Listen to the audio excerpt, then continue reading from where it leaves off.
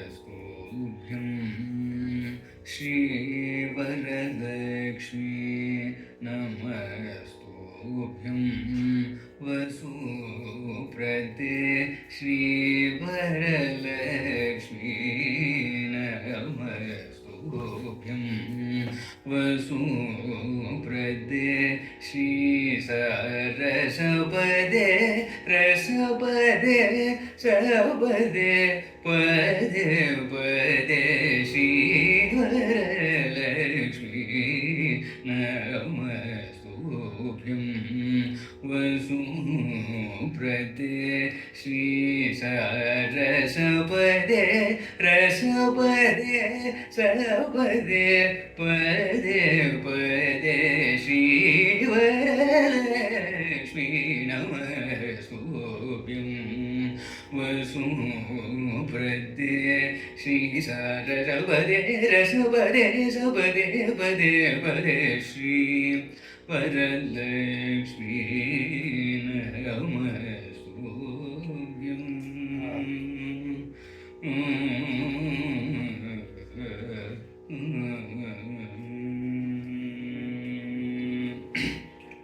भावज जनक प्राण वल्लभे भावज जनक प्राण वल्लभे सुवर्णाभे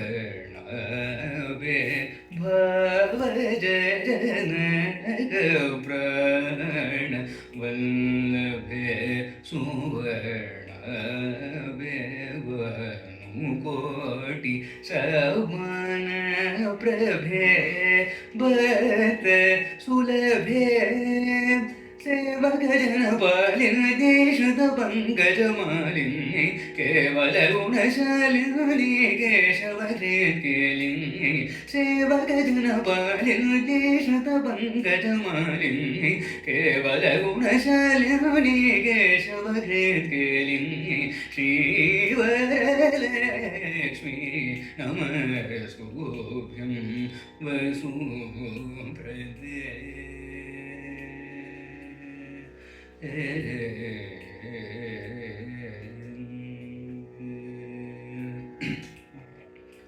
श्रावण पौर्णमी पूर्वस शुक्रवारे श्रावण पौर्णमी पूर्वस शुक्रवारे चारुमती प्रभृतिभिः चारुमती प्रभृतिभिः पूजिता करे देवादि गुरुगुह समर्पित मणिमय हरे देवादि गुरुगुह समर्पित मणिमय हरे दीन जन संरक्षण निपुण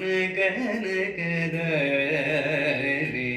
दीन जन संरक्षण निपुण कनकदारे भावना वेद चतुरे भावना वेद चतुरे भारतीसन्नुतवरे भावना वेद चतुरे भारतीसन्नुतवरे कैवल्य वितरण परे कांक्षित फलप्रदकरे श्रीवरलक्ष्मी नमस्तुभ्यं वसुप्रदे श्री सरसपदे रसपदे सपदे पदे पदे श्री वरलक्ष्मी नमस्तुभ्यं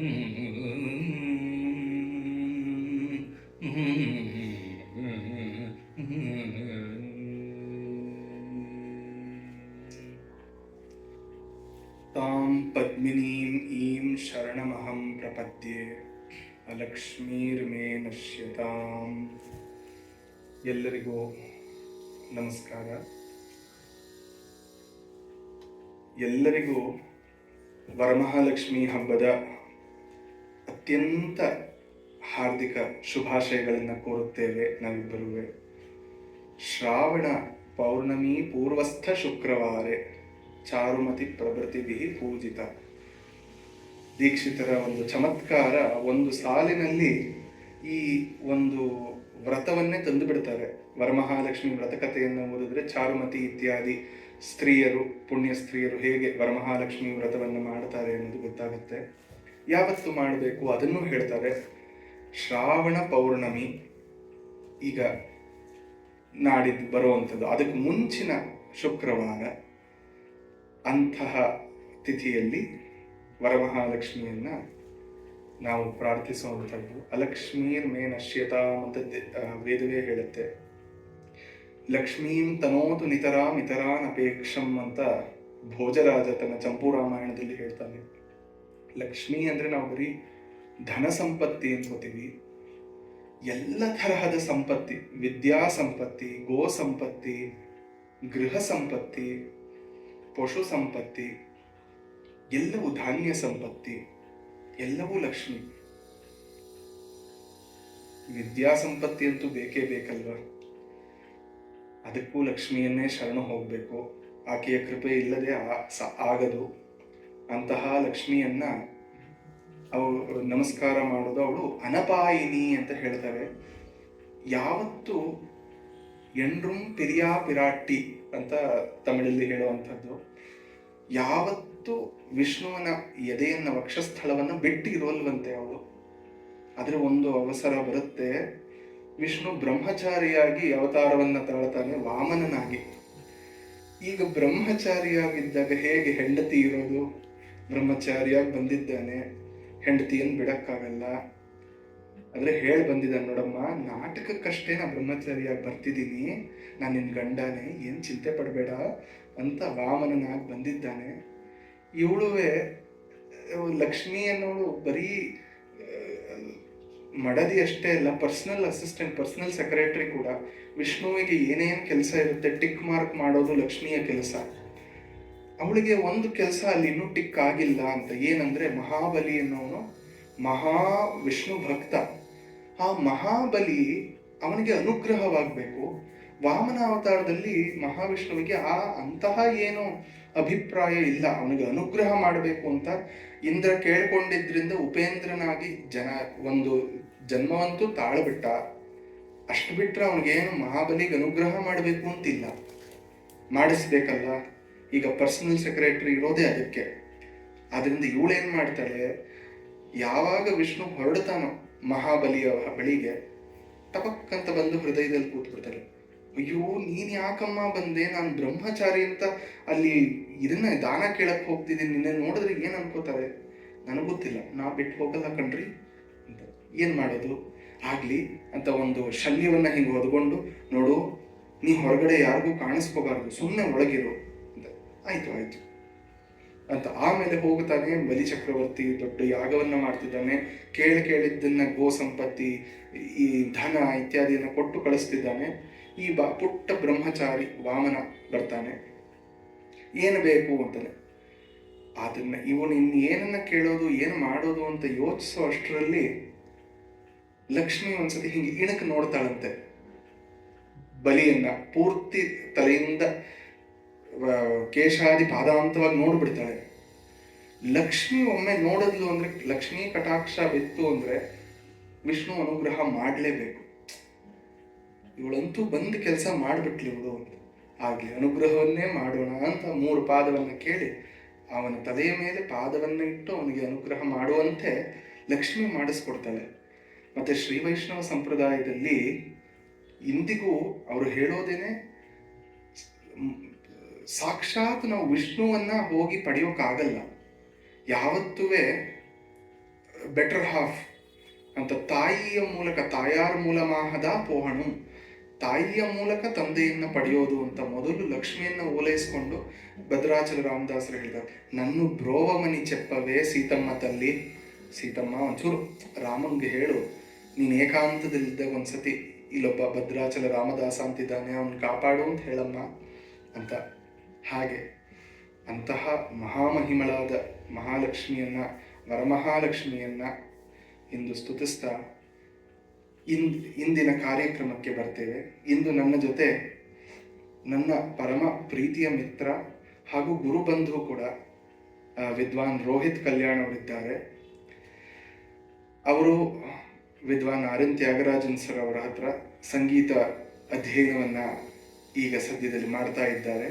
ಮುಂಚೆ ಕೂಡ ಸಾಕಷ್ಟು ಜನರಿಂದ ಅವರು ಸಂಗೀತ ಅಭ್ಯಾಸವನ್ನ ಮಾಡಿದ್ದಾರೆ. ತುಂಬ ಸಮರ್ಥವಾಗಿ ಕಚೇರಿಗಳನ್ನು ನಿಭಾಯಿಸ್ತಾ ಬರ್ತಿದ್ದಾರೆ. ಸಾಕಷ್ಟು ಕಡೆ ಪ್ರವರ್ಧಮಾನಕ್ಕೆ ಬಂದು ಈಗ ಕಚೇರಿಗಳನ್ನು ನೀಡುತ್ತಿದ್ದಾರೆ. AIRನ ಗ್ರೇಡೆಡ್ ಆರ್ಟಿಸ್ಟ್ ಕೂಡ ಆಗಿದ್ದಾರೆ. ಹಾಗೆಯೇ ಅವರು ಕಂಪ್ಯೂಟರ್ ಸೈನ್ಸಲ್ಲಿ ಎಂಜಿನಿಯರಿಂಗ್ ಮಾಡಿ ಈಗ AI ಎಂಜಿನಿಯರ್ ಆಗಿ ಇನ್ಮೊಬಿ ಟೆಕ್ನಾಲಜೀಸಲ್ಲಿ ಕೆಲಸ ನಿರ್ವಹಿಸ್ತಿದ್ದಾರೆ. ಅದಷ್ಟೇ ಅಲ್ಲದೆ BS ಪ್ರಶಾಂತ್ ಅವರ ಹತ್ರ ಮೃದಂಗವನ್ನು ಕೂಡ ಸಾಕಷ್ಟು ವರ್ಷ ಅಭ್ಯಾಸ ಮಾಡಿದ್ದಾರೆ. ಅದನ್ನು ಈಗ ತಮ್ಮ ಸಂಗೀತದ ಪುಷ್ಟಿಗಾಗಿ ಬಳಸ್ಕೋತಾ ಇದ್ದಾರೆ. ಇದೇ ಮೊದಲನೇ ಬಾರಿಗೆ ಇದನ್ನ ಗಮಕ ಅಂತ ಕರೆಯಲ್ಲ, ಸಂಗೀತ ವ್ಯಾಖ್ಯಾನ ಕಾರ್ಯಕ್ರಮ ಅಂತಾನೆ ತಗೊಳ್ಳೋಣ. ಈ ಸಂಗೀತ ವ್ಯಾಖ್ಯಾನ ಕಾರ್ಯಕ್ರಮಕ್ಕೆ ಅವರು ಮೊದಲನೇ ಸಾತಿ ಬಂದಿರೋದು, ನನ್ನ ಜೊತೆ ಇರುವಂಥದ್ದು ನನಗೆ ತುಂಬ ಖುಷಿಯ ಸಂಗತಿ. ಯಾಕೆಂದರೆ ತುಂಬ ಪ್ರೀತಿಯ ಮಿತ್ರತ್ವ ಇರೋ ಕಡೆ ಇಲ್ಲ ನಾನು ಹಾಡ್ತಿರ್ತೀನಿ ಅವ್ರು ಕೇಳ್ತಿರ್ತಾರೆ, ಇಲ್ಲ ಅವ್ರು ಹಾಡ್ತಿರ್ತಾರೆ ನಾ ಕೇಳ್ತಿರ್ತೀನಿ. ಇಬ್ಬರು ಒಟ್ಟಿಗೆ ಕೂತ್ಕೊಂಡು ಹಾಡೋ ಅವಕಾಶ ಬಂದಿಲ್ಲ. ಅಟ್ಲೀಸ್ಟ್ ಇಲ್ಲಿ ಒಬ್ರು ಹಾಡೋ ಒಬ್ರು ವ್ಯಾಖ್ಯಾನ ಒಟ್ಟಿಗೆ ಮಾಡೋ ಅವಕಾಶ ಒಂದು ಚಂದ್ರಕಾಂತ್ ಅವರು ನಮಗೆ ಕಲ್ಪಿಸ್ಕೊಟ್ಟಿದ್ದಾರೆ. ಇಂದು ಎರಡನೆಯ ಸಂಧಿಗೆ ಪದಾರ್ಪಣವನ್ನ ಮಾಡುತ್ತಿದ್ದೇವೆ. ಮೊದಲನೇ ಸಂಧಿಯಲ್ಲಿ ನೋಡಿದ್ವಿ ಮತಂಗ ರಾಕ್ಷಸ ಹೇಗೆ ವರವನ್ನ ಪಡೆದು ಮದೋನ್ಮತ್ತನಾಗಿ ಬ್ರಹ್ಮನನ್ನೇ ಜುಟ್ಟು ಹಿಡಿಯೋಕೆ ಹೋಗಿದ್ದಾನೆ. ಇದು ಹೇಳ್ತೀವಿ, ತಲೆ ಎತ್ತಿದ್ರೆ ಪಾದ ಹಿಡಿ, ತಲೆ ಬಗ್ಸಿದ್ರೆ ಜುಟ್ಟು ಹಿಡಿ ಅಂತ. ಈಗ ಬ್ರಹ್ಮಂದು ತಲೆ ಒಂದು ಸ್ವಲ್ಪ ತಗ್ಗಿ ಹೋಗಿದೆ, ಇವನು ಜುಟ್ಟು ಹಿಡಿಯಕ್ಕೆ ಓಡ್ತಿದ್ದಾನೆ. ಆಗ ಆಸ್ ಯೂಶುವಲ್ ಇಂದ್ರ ಬಂದಿದ್ದಾನೆ, ಅಭಯ ಅಂತಾನೆ, ಆದರೆ ಏನು ಭಯವೇ ಅಲ್ಲಿ ಹೋಗ್ಬಿಡುತ್ತೆ. ಸೊ ಭಯ ಮಾತ್ರ ಉಳಿಯುತ್ತೆ. ಇವನು ಓಡ್ತಿದ್ದಾನೆ, ಇನ್ನು ಏನು ಗತಿ, ಬ್ರಹ್ಮ ಏನಾಗ್ತಾನೆ, ಎರಡನೇ ಸಂಧಿಯಲ್ಲಿ ಇವತ್ತು ನೋಡೋಣ.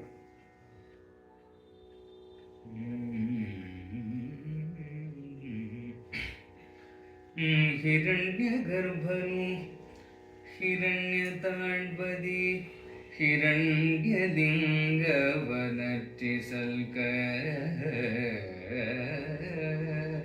ಹಿರಣ್ಯಕಾಕ್ಷನು ಜನಿಸಿ ಗೆಲಿದನು ಮತಂಗ ದಾನವನ.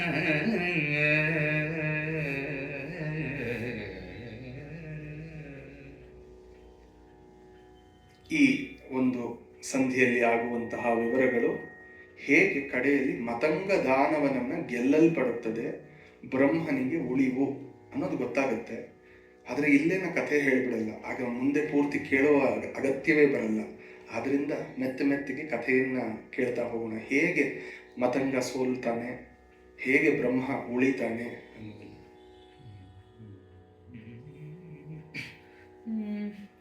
ಶರಣ ಜನ ಚಿತ್ತವಿಸಿ ಧನುಜನ ಖುರಪುಟಕ್ಕೆ ನಿಲನಡುಕಿ ಕಮಲಜಧರೆಗೆ ಬಂದನು. ಕನಕಗಿರಿಯನು ಬಿಸುಟು ವಹಿಲದಲ್ಲಿ ಸುರರಿಪು ಬೆಂಬಿಡದೆ ಬರಲಾವರ ಪಿತಾಮಹನಳ ವಿಹಾಯಿದುದು ಉರಬಣಿಸಿ ದಾನವನು ಕಡುತವ ಕದಲಿ ಕೈಗೊಂಡ.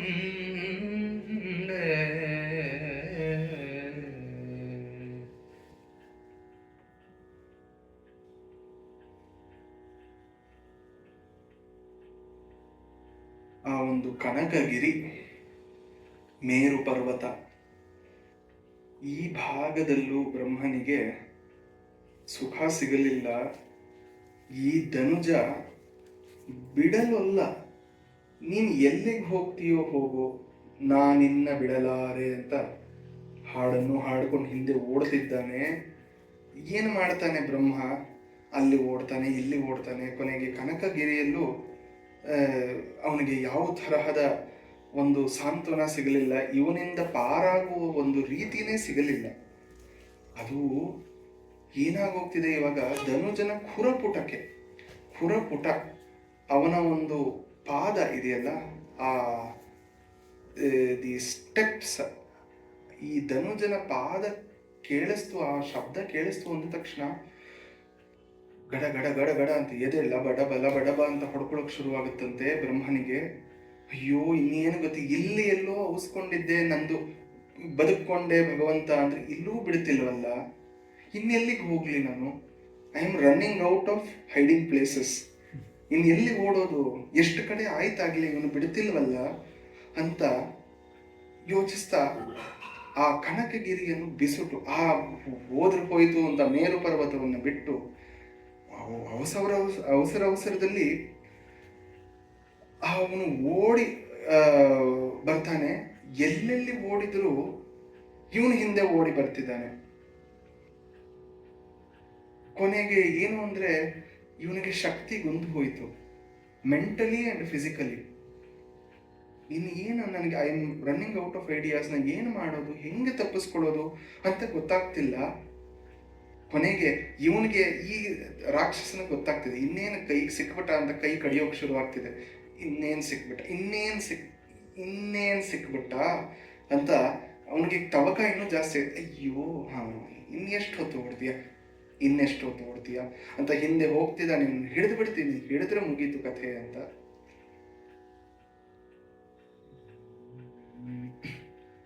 ಎಲ್ಲಿ ಹೊಕ್ಕಲ್ಲಲ್ಲಿ ನಿನ್ನನ್ನು ಕೊಲ್ಲದಿರೆ ನೀನಿಲ್ಲು ನಿಲ್ಲೆಂದುದಲ್ಲಿ ಗಲ್ಲಿಗೆ ಗಜರಿ ಗರ್ಜಿಸುತ್ತ ಸುರ ಬೊಬ್ಬಿಡಲು ಖುಲ್ಲನಿವ ಬೆಂಬಿಡನು. ಇದಕ್ಕಿನ್ನೆಲ್ಲಿ ಹೋಗುವೆನೆದಲ್ಲಿ ಸೇರುವೆನೆಲ್ಲೆನುತ ಮಾಯಾ ಪ್ರಪಂಚಿನ ರೂಪ ಚಿಂತಿಸಿದ, ಮಾಯಾ ಪ್ರಪಂಚಿನ ರೂಪ ಚಿಂತಿಸಿದ.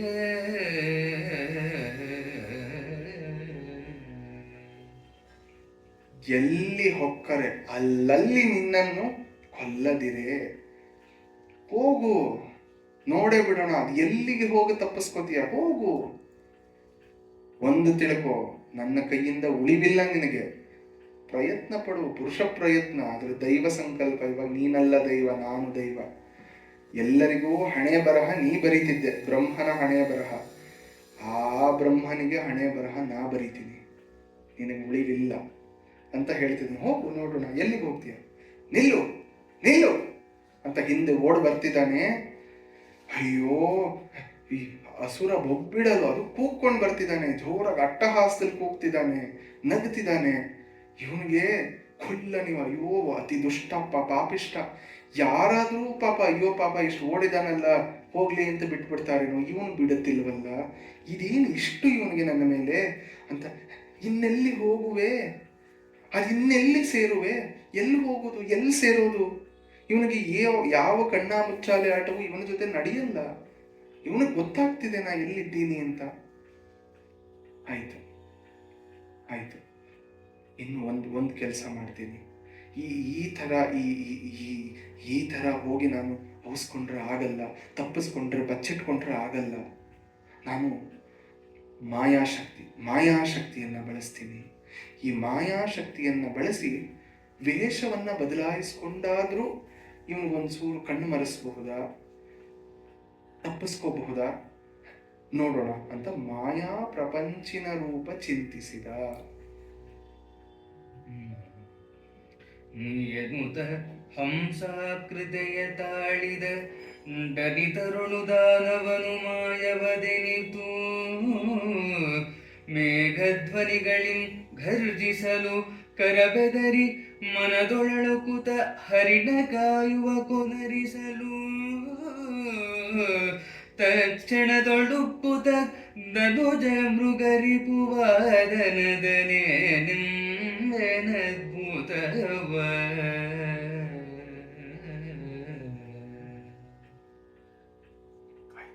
ಆಯ್ತು, ಮಾಯೆಯಲ್ಲಿ ರೂಪ ಬದಲಾಯಿಸ್ಕೊಂಡ್ಬಿಡ್ತೀನಿ ಅಂತ. ಸಾಮಾನ್ಯವಾಗಿ ನಮ್ಮ ಅಕ್ಕಪಕ್ಕ ಏನು ಕಾಣುತ್ತೋ ಅದೇ ನಮಗೆ ಮೊದಲು ಜ್ಞಾಪಕ ಬರೋದು. ಬ್ರಹ್ಮನ ವಾಹನ ಹಂಸ, ತಕ್ಷಣ ಯಾವುದಕ್ಕೆ ಹಂಸ ಆಗೋಗ್ತೀನಿ ಅಂತ. ವಾಸನಾ ಬಲ ಏನು ಮಾಡೋದು, ಹಂಸನಾಗ್ತಾನೆ. ಒಂದು ಹಂಸ ಪಕ್ಷಿಯಾಗಿ ಇವನು ಒಂದು ತಿರುವಲ್ಲಿ ಹಿಂಗೆ ಬರೋ ಅಷ್ಟೊತ್ತು ಒಂದು ಹಂಸ ಆಗ್ಬಿಟ್ಟು ಎಲ್ಲೋ ಹಾರು ಹೋಗ್ಬಿಡ್ತೀನಿ, ಇವನು ನನ್ನನ್ನು ಎಲ್ಲೋ ಹುಡುಕ್ತಾನೆ ಅಂತ. ಆದರೆ ಇವನೇನು ಅಷ್ಟು ಮೂರ್ಖ ರಾಕ್ಷಸನೇ, ನೀನು ಹಂಸ ಆದರೆ ನಾನು ಅದರ ಅಪ್ಪ ಆಗ್ತೀನಿ ಅಂತ ಇವನು ಮೋಡವಾಗಿ ಬರ್ತಾನೆ. ಮೋಡವಾಗಿ ಬಂದು ಒಂದ್ಸತಿ ಗದರ್ತಾನೆ, ಗರ್ಜಿಸ್ತಾನೆ, ಅಯ್ಯೋ ನಡುಗ್ ಹೋಗ್ತಾನೆ. ಯಾಕೆ ಅಂದರೆ ಹಂಸಕ್ಕೆ ಒಂದು ನಿಯಮ ಇದೆ, ಅದಕ್ಕೆ ಈ ಮಳೆ ಅನ್ನೋದು ಸುತರಾಮ್ ಇಷ್ಟವಿಲ್ಲ. ಮತ್ತು ಮಳೆ ಬಂದು ಕೆಸರಾಗಿ ಹೋದರೆ ನೀರು ಅದಕ್ಕೆ ಇರೋದಕ್ಕೆ ಇಷ್ಟವೇ ಇಲ್ಲ. ಆದ್ದರಿಂದ ಮಳೆಗಾಲ ಬರುವ ಮುನ್ನವೇ ಹಂಸಗಳೆಲ್ಲ ಮಧ್ಯ ಲಂಚ್ ಬಾಕ್ಸ್, ಟಿಫನ್ ಬಾಕ್ಸ್ ಬೇಕಲ್ಲ, ಪಾಥೇಯ ಒಂದೊಂದು ಕಮಲದ ದಂಟನ್ನು ಕೊಕ್ಕಲ್ಲಿ ಕಚ್ಕೊಂಡು ಸದರ್ನ್ ಡೈರೆಕ್ಷನ್ನಿಂದ ಮಾನಸ ಸರೋವರಕ್ಕೆ ಹಾರಿ ಹೋಗುತ್ತವಂತೆ. ಅಲ್ಲಿನ ತಿಳಿ ನೀರಲ್ಲಿ ಇದ್ದು ಮಳೆಯೆಲ್ಲ ಹೋಗಿ ಶರದ್ ಋತು ಬಂದು ಎಲ್ಲ ಸೆಟಲ್ ಆದಮೇಲೆ ಇನ್ನು ವಾಪಸ್ ಬರೋಣ ಅಂತ. ಇದು ಮೇಘದೂತದಲ್ಲಿ ಕಾಳಿದಾಸ ಹೇಳುವಂಥದ್ದು. ಆದ್ರಿಂದ ನೀನು ಹಂಸವಾದರೆ ನಾನು ಮೋಡವಾಗಿ ನಿನ್ನನ್ನು ಬೆದರಿಸ್ತೀನಿ ಅಂತ ಮೋಡವಾಗಿ ಬರ್ತಾನೆ ಇವನು. ಒಂದು ಗರ್ಜನೆ ಸಾಕು, ಇವನೇನು ಮಳೆ ಸುರಿಸೋದು ಬೇಕಾಗಿಲ್ಲ. ಬೆದರಿ ಇವನಿಗೇನು ಏನು ಮಾಡೋದು ಅಂತ ಹೆದರಿಕೆ. ಅಂದರೆ ಅದಕ್ಕೆ ಇನ್ನೊಂದು ಹೆಸರೇ ಜಿಂಕೆ. ಆ ಜಿಂಕೆಗೆ ಯಾವಾಗಲೂ ಅದಕ್ಕೆ ಚಂಚಲಾಕ್ಷ, ಹಿಂಗೆ ಹಿಂಗೆ ಹಿಂಗೆ ನೋಡ್ತಾ ಇರುತ್ತೆ. ಯಾರು ಎಲ್ಲಿಂದ ಬಂದರು, ಚಿರತೆ ಬಂತ, ಹುಲಿ ಬಂತ, ಸಿಂಹ ಬಂತ, ಕರಡಿ ಬಂತ, ಯಾವುದು ಬಂದರೂ ಜಿಂಕೆನೇ ಬಲಿಪುರುಷು. ಆದ್ದರಿಂದ ಜಿಂಕೆ ಆಗ್ತಾನಂತೆ. ಜಿಂಕೆ ಆಗ್ತೀನಿ ನೋಡೋಣ, ಓಡೋಗ್ಬಿಡೋಣ ಎಲ್ಲರೂ ಅಂತ ಜಿಂಕೆ ಆಗ್ತಾನೆ. ನೀನು ಜಿಂಕೆ ಆದ್ರೆ ನಾ ಬಿಡ್ತೀನ, ನಾನು ಮೃಗರಿಪು, ಮೃಗಾಂತಕನಾದ ಸಿಂಹನ ಆಗ್ತೀನಿ ಅಂತ ಈ ರಾಕ್ಷಸ ಸಿಂಹನಾಗಿ ಬರ್ತಿದ್ದಾನಂತೆ. ಅಯ್ಯೋ ಇನ್ನೇನು ಗತಿ.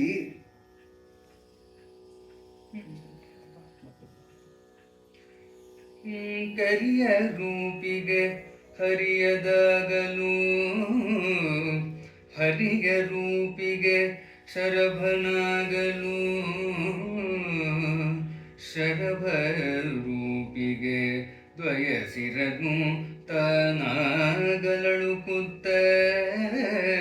ಹರಿಯ ರೂಪಿಗೆ ವ್ಯಾಳ ಬಳಿಕ ಹರಿಯ ರೂಪಿಗೆ ಗರುಡನು ದಯಿಸಲುರಿಗೆ, ಶರನಿಧಿ ಶರದಿ ಗಂಧವ ವಡವನಾಗಿರ್ದ,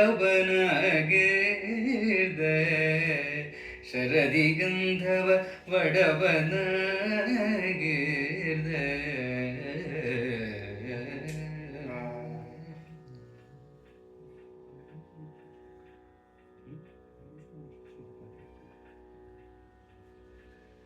ಕರಿಯರು ಎಷ್ಟು ಚೆನ್ನಾಗಿ ಹೇಳ್ತಾರೆ ನೋಡಿ. ಮೊದಲು ಆಶಯವನ್ನು ಒಂದು ಪದ್ಯದಲ್ಲಿ ಹೇಳಿಬಿಟ್ಟ. ಹಂಸನಾದ, ಅದಕ್ಕೆ ಮೇಘನಾಗಿ ಬಂದ. ಹರಿಣನಾದ, ಅದಕ್ಕೆ ಸಿಂಹನಾಗಿ ಬಂದ. ಮುಂದೆ ಒಂದೊಂದು ಸಾಲಿನಲ್ಲಿ ಒಂದೊಂದು ಇವನೇನಾದ, ಅದಕ್ಕೆ ಸರಿಯಾಗಿ ಇವನೇನಾದ. ಕರಿಯ ರೂಪಿಗೆ ಆನೆಯ ರೂಪವನ್ನು ತಾಳ್ತಾನೆ. ಕರಿ ಅಂದ್ರೆ ಆನೆ, ಕರಿ ಅಂದ್ರೆ ಕರಿ ಅಲ್ಲ, ಆನೆ. ಆನೆ ಆದ್ರೆ ಇವನು ಆನೆಯನ್ನ ಸೀಳುವಂತಹ ಸಿಂಹ. ಹರಿ, ಹರಿ ಅನ್ನೋ ಪದವನ್ನು ಎಷ್ಟು ಚೆನ್ನಾಗಿ ಬಳಸ್ತಾನೆ ನೋಡಿ. ಹರಿ ಅನ್ನೋದನ್ನು ನಾವು ನಾನಾರ್ಥಕ ಪದ ಅಂತ ಹೇಳ್ತೀವಿ. ಅದಕ್ಕೆ ಸುಮಾರು 20 ಚಿಲ್ಲರೆ ಅರ್ಥಗಳಿದೆ ಆ ಒಂದು ಹರಿ ಎನ್ನುವ ಒಂದು ಪದಕ್ಕೆ. ಇಲ್ಲಿ ಮೊದಲನೇ ಹರಿ ಅಂದ್ರೆ ಹರಿಯದಾಗಲು. ಇವನು ಆನೆ ಆದ್ರೆ ಅದಕ್ಕೆ ಇವನು ಹರಿ, ಸಿಂಹನ ಆಗ್ತಾನೆ.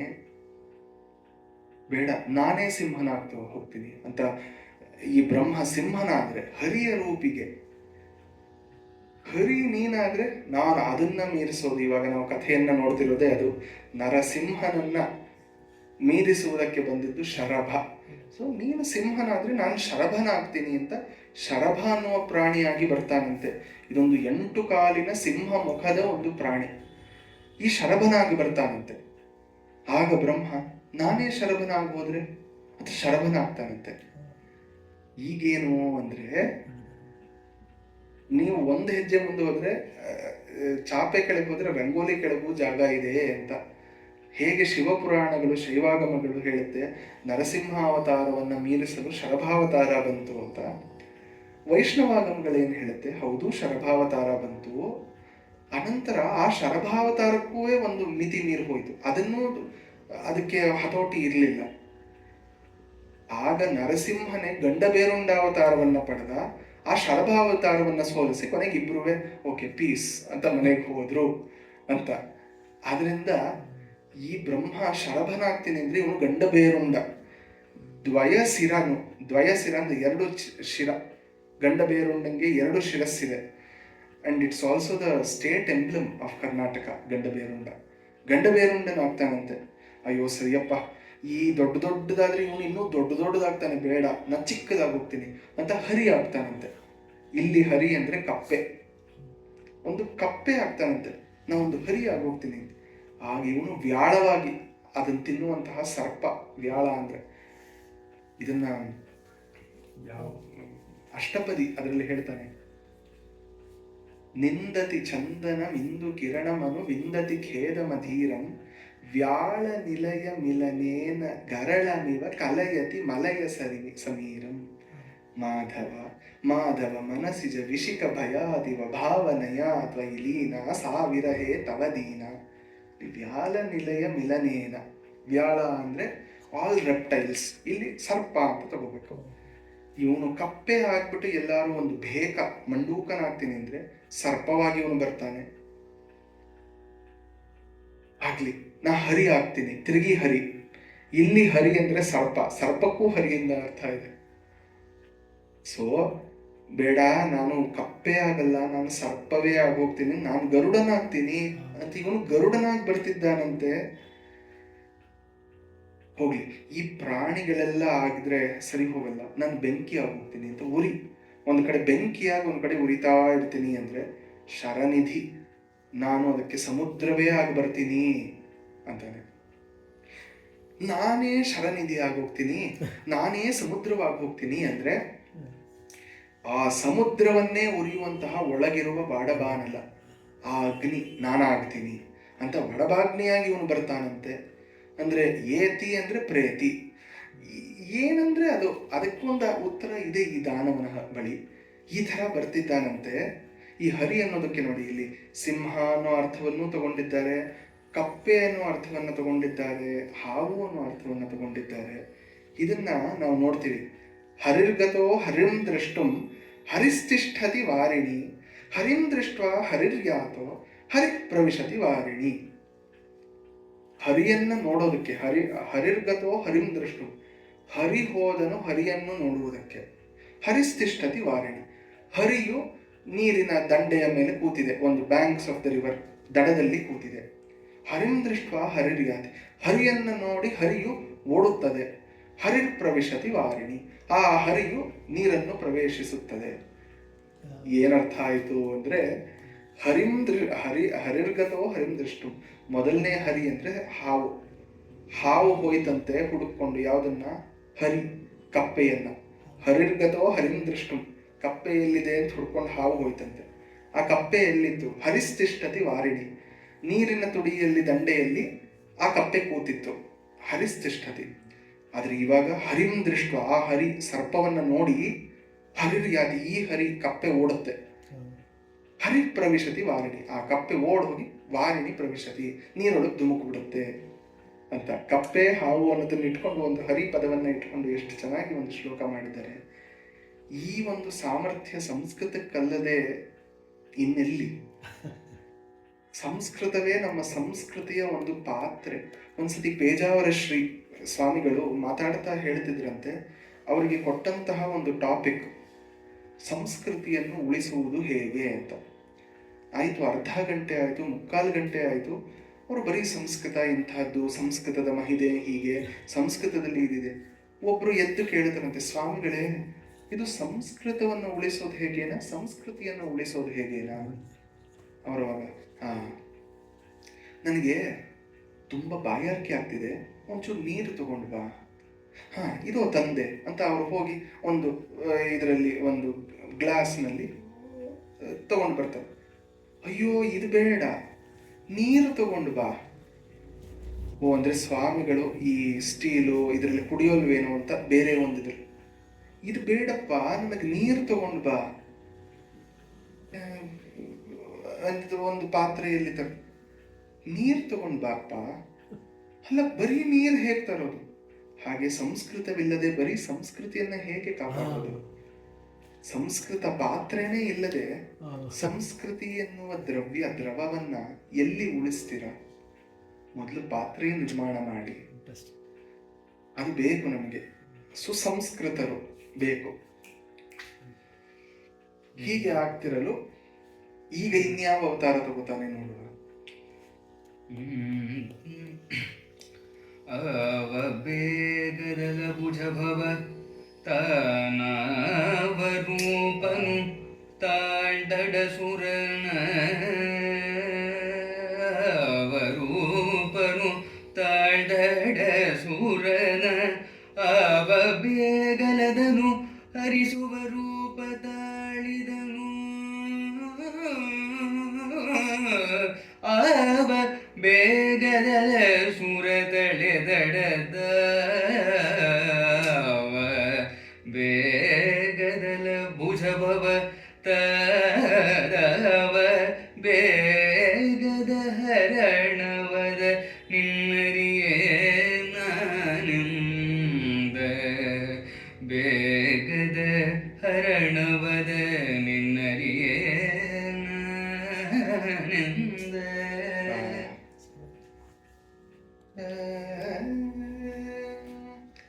ಇದು ಸಂಗೀತ, ಸಾವೇರಿ. ಸೊಗಸು ಅಂದರೆ ಮೊದಲು ಆಪಾದ ಮಧುರಂ ಏಕಂ ಆಲೋಚನಾಮೃತಂ ಅಂತ. ಆಪಾತ ಮಧುರ ಅಂದರೆ ಸಂಗೀತ. ಅದು ಏನಾದ್ರು ಇಲ್ಲಿ ಕಿವಿಗೆ ಬಿದ್ದ ತಕ್ಷಣ ಇಂಪನ್ನು ಕೊಡಬೇಕು, ತಂಪನ್ನು ಕೊಡಬೇಕು, ಆಹಾ ಅನ್ನಿಸ್ಬೇಕು. ಅದು ಸಂಗೀತ.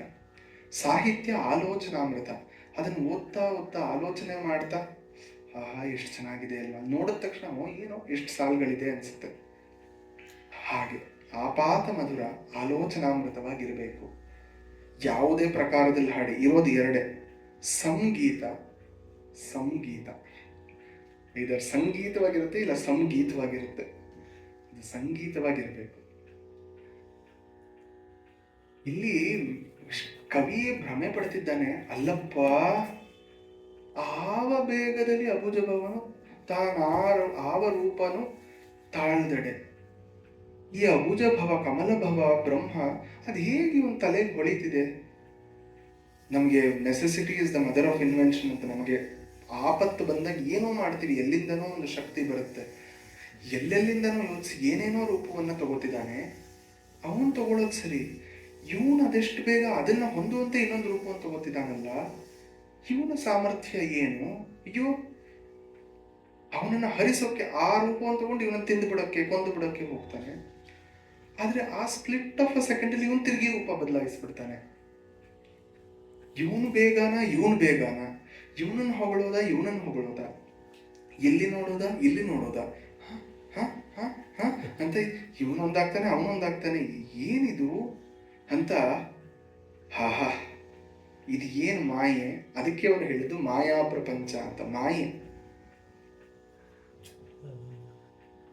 ಸೃಷ್ಟಿಸುವ ಅಜಗರಿದುಗಿವ ಬೆನ್ನಟ್ಟಿ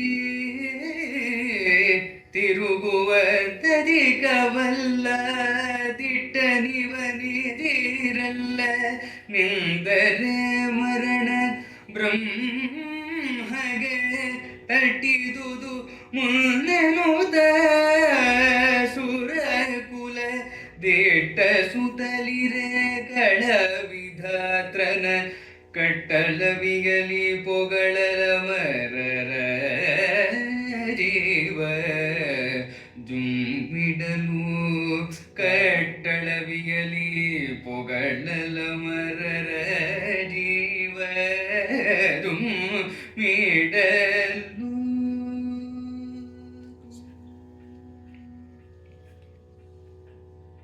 ಸೃಷ್ಟಿಸುವ ಅಜಗೆ, ಅಜ ಇವನು. ಅಜಸ್ಯ ಗೃಹತೋಜಂ ಬ್ರಹ್ಮ ಅಜಸ್ಯ ಗೃಹ್ಣದೋ ಜನ್ಮ ನಿರೀಹಸ್ಯ ಹತದ್ವಿಷಃ ಸ್ವಪತೋ ಜಾಗರೂಕಸ್ಯ ಯಾತಾರ್ಥ್ಯಂ ವೇದಕಸ್ತವ ಅಂತ ವಿಷ್ಣು ಸ್ತುತಿ ಮಾಡ್ತಾ ಕಾಳಿದಾಸ ಹೇಳ್ತಾನೆ. ರಘುವಂಶದ 12 ಸರ್ಗ ಅನ್ಕೋತೀನಿ.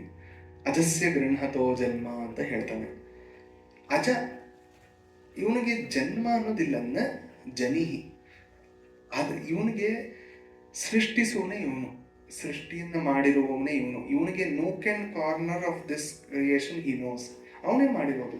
ಏನೇನು ವ್ಯವಸ್ಥೆ ಇದೆ, ಯಾವ್ಯಾವ ಸೂಪರ್ ನ್ಯಾಚುರಲ್ ಪವರ್ ಯಾರ್ಯಾರು ಕೊಟ್ಟಿದ್ದೀನಿ ಎಲ್ಲವೂ ಗೊತ್ತಿದೆ ಇವನಿಗೆ.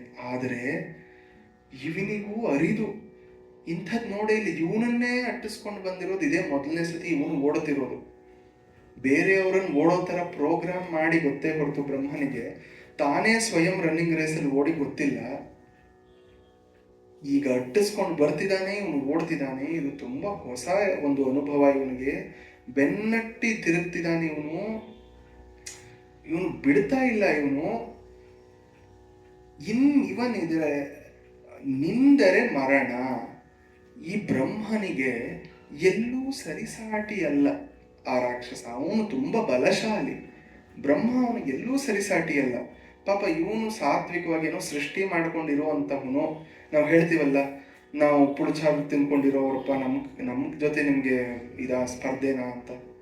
ಕೆಲವರಿಗೆ ಬುದ್ಧಿಶಕ್ತಿ ತುಂಬಾ ಜೋರಾಗಿರುತ್ತೆ, ಆದ್ರೆ ಯಾರನ್ನು ಎದುರಿಸೋಕೆ ಮಾತಲ್ಲೇ ಆಗ್ಲಿ ಅಥವಾ ಒಂದು ದೈಹಿಕ ಬಲದಲ್ಲಾಗ್ಲಿ ಇನ್ನೊಬ್ಬರ ಜೊತೆ ಜಗಳ ಆಡಕ್ಕಾಗಲ್ಲ. ಇನ್ ಕೆಲವರಿಗೆ ಛಾತಿ ಇರುತ್ತೆ, ದೈಹಿಕ ಬಲ ಚೆನ್ನಾಗಿರುತ್ತೆ, ಬೇಕಾದ್ರೆ ಯಾರ ಜೊತೆ ಬೇಕಾದ್ರೂ ಜೋರಾಗಿ ಮಾತಾಡಿ ಜಗಳ ಆಡ್ತಾರೆ, ಬೊಬ್ಬಿಡ್ತಾರೆ. ಇಲ್ಲಿ ಏನ್ ಮಾಡೋದು? ಅದು ಅವರವರಿಗಿರುವಂತಹದ್ದು. ಅದಕ್ಕೆ ಹೇಳೋದು ಬಾರ್ಕಿಂಗ್ ಡಾಗ್ ಸೆಲ್ಡಮ್ ಬೈಟ್ ಅಂತ. ಕೆಲವರಿಗೆ ಹೀಗಿರುತ್ತೆ, ಕೆಲವರಿಗೆ ಹಾಗಿರುತ್ತೆ. ಆದ್ರಿಂದ ಈ ಬ್ರಹ್ಮ ಅಲ್ಲಿ ಇವನ ಮುಂದೆ ನಿಲ್ಲಕ್ಕಾಗಲ್ಲ. ಈಗ ಇವನು ಏನು ಹೇಳ್ತಿದ್ದ, ನಿಂದರೆ ಮರಣ ಬ್ರಹ್ಮಗೆ. ಇವನು ಮುಗ್ಧ. ಒಂದು ತಲೆ ಅಲ್ಲ 4 ತಲೆಗಳನ್ನು ತೆಗೆದು ಬಿಡ್ತಾನೆ ಇವನು. ತಟ್ಟಿದುದು ಮುನ್ನೇನು ಅಯ್ಯೋ ಇನ್ನೇನು ಗತಿ, ಮುಂದೇನು ಗತಿ ಅಂತ ಸುರಕುಲ, ಈ ಪೂರ್ತಿ ದೇವತೆ ಕುಲವೇ ಬೆದರಿ ಹೋಗಿದೆ. ಇನ್ನೇನು ಗತಿ? ಸೃಷ್ಟಿಕರ್ತ, ವಿಧಾತ, ನಮ್ಮ ಹಣೆ ಬರಹ ಬರೆಯುವವನು, ಭಾಗ್ಯದಾತ, ಅವನೇ ಇಲ್ಲದೆ ಹೋದ್ರೆ ನಮ್ಮ ಭಾಗ್ಯ ಇನ್ನೇನು? ಯಾವ ಭಾಗ್ಯವೂ ಇಲ್ಲ ಅಂತ. ಆದ್ರಿಂದ ಅದು ಇನ್ನೇನು ನೋಡ್ತಿದ್ದಾರೆ, ನಿನ್ನ ಹಿಡಿದು ಬಿಡ್, ಅಯ್ಯೋ ಕಣ್ಣು ನೋಡಕ್ಕಾಗಲ್ಲ ನಮಗೆ, ಇನ್ನು ಹೋಗಿ ಹಿಡಿದು ಬಿಡ್ತಾನೆ, ನಮ್ಮ ಕೈಲಿ ನೋಡಕ್ಕಾಗಲ್ಲ ಅಂತ ಅವ್ರಿಗೆ ಅಷ್ಟು ಹೆದರ್ತಾ ಇದ್ದಾರೆ. ಅವಾಗ ಅಮರರ ಜೀವ ಜುಮ್ಮಿಡಲು, ಆ ಜುಮ್ಮಿಡಲು ಪದ ನೋಡಿ, ಅದು ಜುಮ್ಮು ಅಂದ್ರೆ ಅದಕ್ಕೇನು ಅರ್ಥ? ಏನೂ ಅರ್ಥವಿಲ್ಲ, ಆದ್ರೆ ಎಲ್ಲ ಅರ್ಥವೂ ಇದೆ. ಜುಮ್ಮುಗಟ್ಟೋದು ಅಂತೀವಿ, ಏನು ಅರ್ಥ? ಆದ್ರೆ ಅರ್ಥ ಇದೆ ಅಷ್ಟೇ. ಅವ್ರಿಗೆಲ್ಲ ಜುಮ್ ಅಂತಿದೆ ಅಂತೆ, ಮೈ ಜುಮ್ ಅಂತಿದೆ, ರೋಮಾಂಚನಕ್ಕೂ ಆಗುತ್ತೆ. ಇಲ್ಲಿ ಹೆದರಿಕೆಗೆ the body is going cold ಅಂತ ಅವ್ರಿಗೆ ನಡುಕ ಹತ್ತು ಬಿಟ್ಟಿದೆ. ಇನ್ನು ಇವನನ್ನು ಹಿಡಿದ್ರೆ the leader is gone, servants are as good as gone ಅಂತ, ಎಲ್ಲರೂ ಸಾರಾಸಗಟಾಗಿ ಇವನು ಮುಗಿಸ್ಬಿಡ್ತಾನೆ ಅಂತ. ಹೋಯಿತ ಮಹತೇಕೆ ಬ್ರಹ್ಮನ ಕಾಯವಿನ್ನರೆ ಘಳಿಗೆಯಲಿ, ಹೋಯಿತ ಮಾತೆಗೆ ಬ್ರಹ್ಮನ ಕಾಯವಿನ್ನರೆ ಘಳಿಗೆಯಲಿ, ನಿರ್ದಾಯದಲ್ಲಿ ದಾನವನು ಹಿಡಿದಡೆ ಬಿಡುವನಲ್ಲೆನುತ, ಬಾಯ ಬಿಡೆ ಸುರನಿಕರ ಬಿಡಿಯಂದಾಯತವ ನೆನೆದು ಪುತರ್ತಳಗೆ ಗಾಯಿದನು, ದಿವಿಜಾಳಿ ಬೊಬ್ಬಿಡೆ ಬೆರಳ ಬಾಯಿಗಳಲ್ಲಿ, ದಿವಿಜಾಳಿ ಬೊಬ್ಬಿಡೆ ಬೆರಳ ಬಾಯಿಗಳಲ್ಲಿ.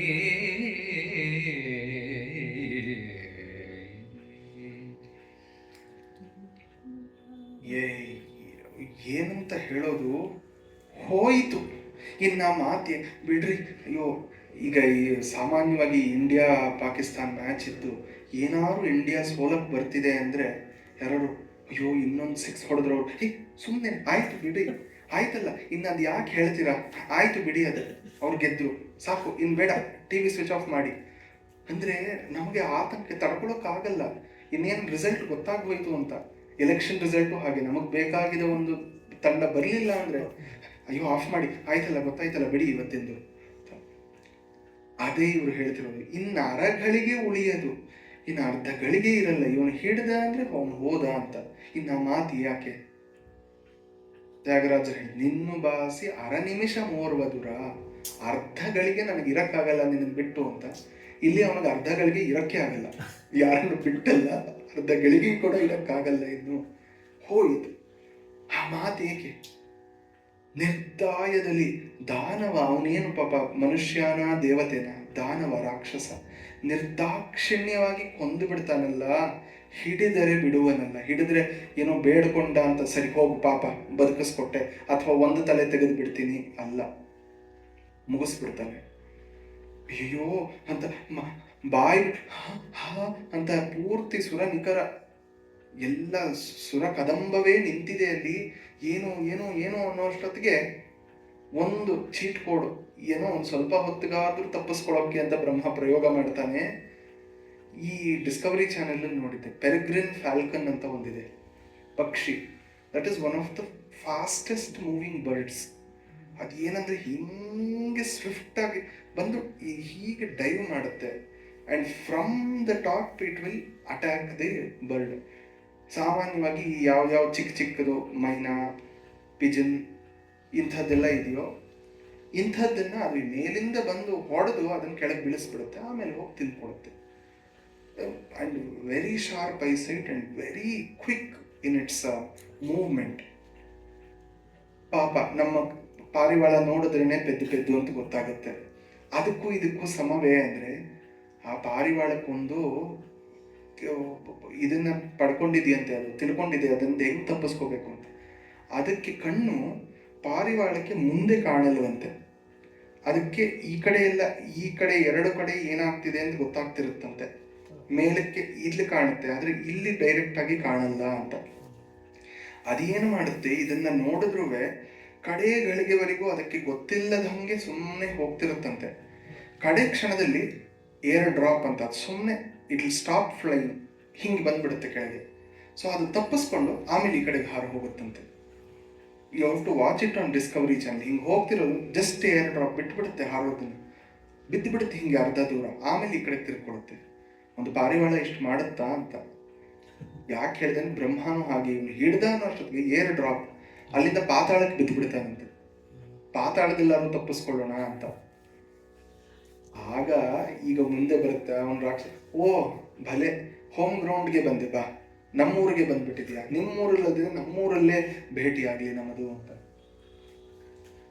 ಲೇಸು ಲೇಸೈ ನೀನು ಹೊಕ್ಕಂತೈಸು, ಲೇಸು ಲೇಸೈ ನೀನು ಹೊಕ್ಕಂತೈಸು, ನಮ್ಮಯ ವಾಸವೆನು ತೆಂತ ಸುರದಿ ಒರಲುದ್ದ ದಾನವ ಹಿಂದೆ ಹೆತ್ತುತ್ತಿರೆ ಗಾಸಿಯಾದನು, ಕಮಲ ಭವನುಲ್ಲಾಸ ಬಿತ್ತುದು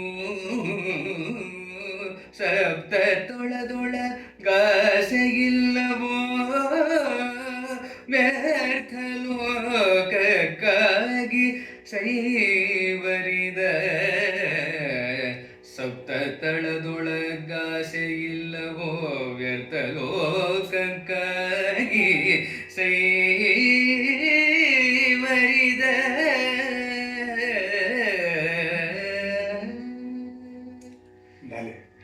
ಲೇಸು ಲೇಸು ಲೇಸು, ಇದೇ ಚೆನ್ನಾಯಿತು. ಯಾಕೆಂದ್ರೆ ನಮ್ಮ ಜನರ ಮುಂದೆ ನಾನೊಂದು ವೀರ ಕೆಲಸ ಮಾಡಿದ್ರೆ ಎಲ್ಲರೂ ಉಘೆ ಉಘೆ ಅಂತಾರೆ. ಅದರಿಂದ ಹೋಮ್ ಗ್ರೌಂಡಲ್ಲಿ ಮ್ಯಾಚನ್ನು ಗೆಲ್ಲಬೇಕು. ನಮ್ಮನೆಗೆ ಹೋಗ್ಬಿಟ್ಟಿಯಾ, ಬಾ ಬಾ, ನಮ್ಮ ವಾಸವನೇ ನೀನು ಹೊಕ್ಕೆ ಅಲ್ವಾ, ನೀನಿವಾಗ ಸಪ್ತ ತಳಗಳು ಅಂತ, ಅತಲ ವಿತಲ ಸುತಲ ರಸಾತಲ ತಲಾತಲ ಮಹಾತಲ ಪಾತಾಳ, ಈ ಸಪ್ತ ತಲಕ್ಕೆ ಬಿದ್ದುಬಿಟ್ಟೆ ನೀನು. ಬೇಕು ಅಂತ ಬಿದ್ದಿಯೋ, ತಪ್ಪಿಸ್ಕೊಳಕ್ ಬಿದ್ದಿಯೋ, ಗೊತ್ತಿಲ್ಲದೆ ಅಲ್ಲಿ ಕೆಳಗೆ ಜಾರ್ಕೊಂಡಿಯೋ ಗೊತ್ತಿಲ್ಲ, ಬಂದಿದೆಯಾ. ಈಗಿನ್ನೇನು ಮಾಡ್ತೀಯಪ್ಪ ಅಂತ ಕೇಳ್ತಿದ್ದಾನೆ. ಬ್ರಹ್ಮನು ಒಂದು ಕ್ಷಣದಲ್ಲಿ ನೋಡಿ ಘಾಸಿ ಆದನು. ಘಾಸಿ ಅಂದರೆ ತನಗೆ ಮೆಂಟಲಿ ಅಯ್ಯೋ ಇದು ಎಂಥ ಕೆಲಸ ಮಾಡಿದೆ, ಇದು ಎಲ್ಲಿ ಬಂದುಬಿಟ್ಟೆ ನಾನು ಅಂತ ಉಲ್ಲಾಸ ಬಿತ್ತುದು. ಇಷ್ಟೊತ್ತು ಎಲ್ಲೋ ಆಶಾಬಂಧಂ ಸಾಹಯತೆ ಅಂತ. ಯಾವತ್ತು ಮನುಷ್ಯನಿಗೆ ಎಷ್ಟೇ ದುಃಖ ಬರಲಿ, ಎಷ್ಟೇ ಒಂದು ಡಿಪ್ರೆಷನ್ ಎಲ್ಲಿ ತುದಿಗೆ ಬಂದರೂ ಎಲ್ಲೋ ಒಂದು ಆಶಾ ಕಿರಣ, ಇಲ್ಲ ನಾ ವಾಪಸ್ ಸರಿ ಹೋಗ್ತೀನಿ, ಇಲ್ಲ ನನ್ನ ಜೀವನ ಸರಿ ಹೋಗುತ್ತೆ ಅಂದಾಗ ಉಳಿತಾನೆ. ಯಾವತ್ತು ಆ ಆಶಾ ಕಿರಣ ಹೋಗ್ಬಿಡುತ್ತೋ, ಆಸೆ ಹೋಗ್ಬಿಡುತ್ತೋ, ಇನ್ನು ಉಳಿವಿಲ್ಲ. ಅದಕ್ಕೆ ಹೇಳೋದು ಮನೋಬಲಂ ಬಲಂ ಅಂತ. ಯಾರಿಗೆ ಮೆಂಟಲಿ ಸ್ಟ್ರಾಂಗ್ ಆಗಿರ್ತಾರೆ, ಫಿಸಿಕಲಿ ವೀಕ್ ಆಗಿದ್ರು ಅವರು ಬದುಕೋತಾರೆ. ಆದರೆ ಮೆಂಟಲಿ ವೀಕ್ ಆಗಿದ್ರೆ ಎಷ್ಟೇ ಫಿಸಿಕಲಿ ಸ್ಟ್ರಾಂಗ್ ಆಗಿರಲಿ ಎಲ್ಲ ದೇಹ ಗ್ಲಾನಿ ಹೊಂದುತ್ತೆ, ಕುಂದು ಹೋಗುತ್ತೆ. ಇವನಿಗೆ ಹಾಗೆ ಈಗ ಆಸೆಯನ್ನೇ ಬಿಟ್ಬಿಟ್ಟ. ಇಷ್ಟೊತ್ತು ಹೆಂಗೋ ತಪ್ಪಿಸ್ಕೋತೀನಿ, ಏನೋ ಒಂದು ಮಾಡೋಣ ಅಂತಿದ್ದವನು, ಇಲ್ಲ ಇನ್ನಿಲ್ಲ ಅಂತ ಸಪ್ತ ತಳದೊಳಗೆ ಆಸೆ ಇಲ್ಲವೋ, ಇಲ್ಲ ಆಸೆಗೆ ಏನಿದೆ ಇಲ್ಲಿ, ಈ ಸಪ್ತ ತಳದಲ್ಲಿ ನನಗೆ ಆಸೆಗೆ ಏನಿದೆ, ವ್ಯರ್ಥ ಲೋಕ, ಇದು ವ್ಯರ್ಥ ಲೋಕಕ್ಕಾಗಿ ಸೈವರಿದ.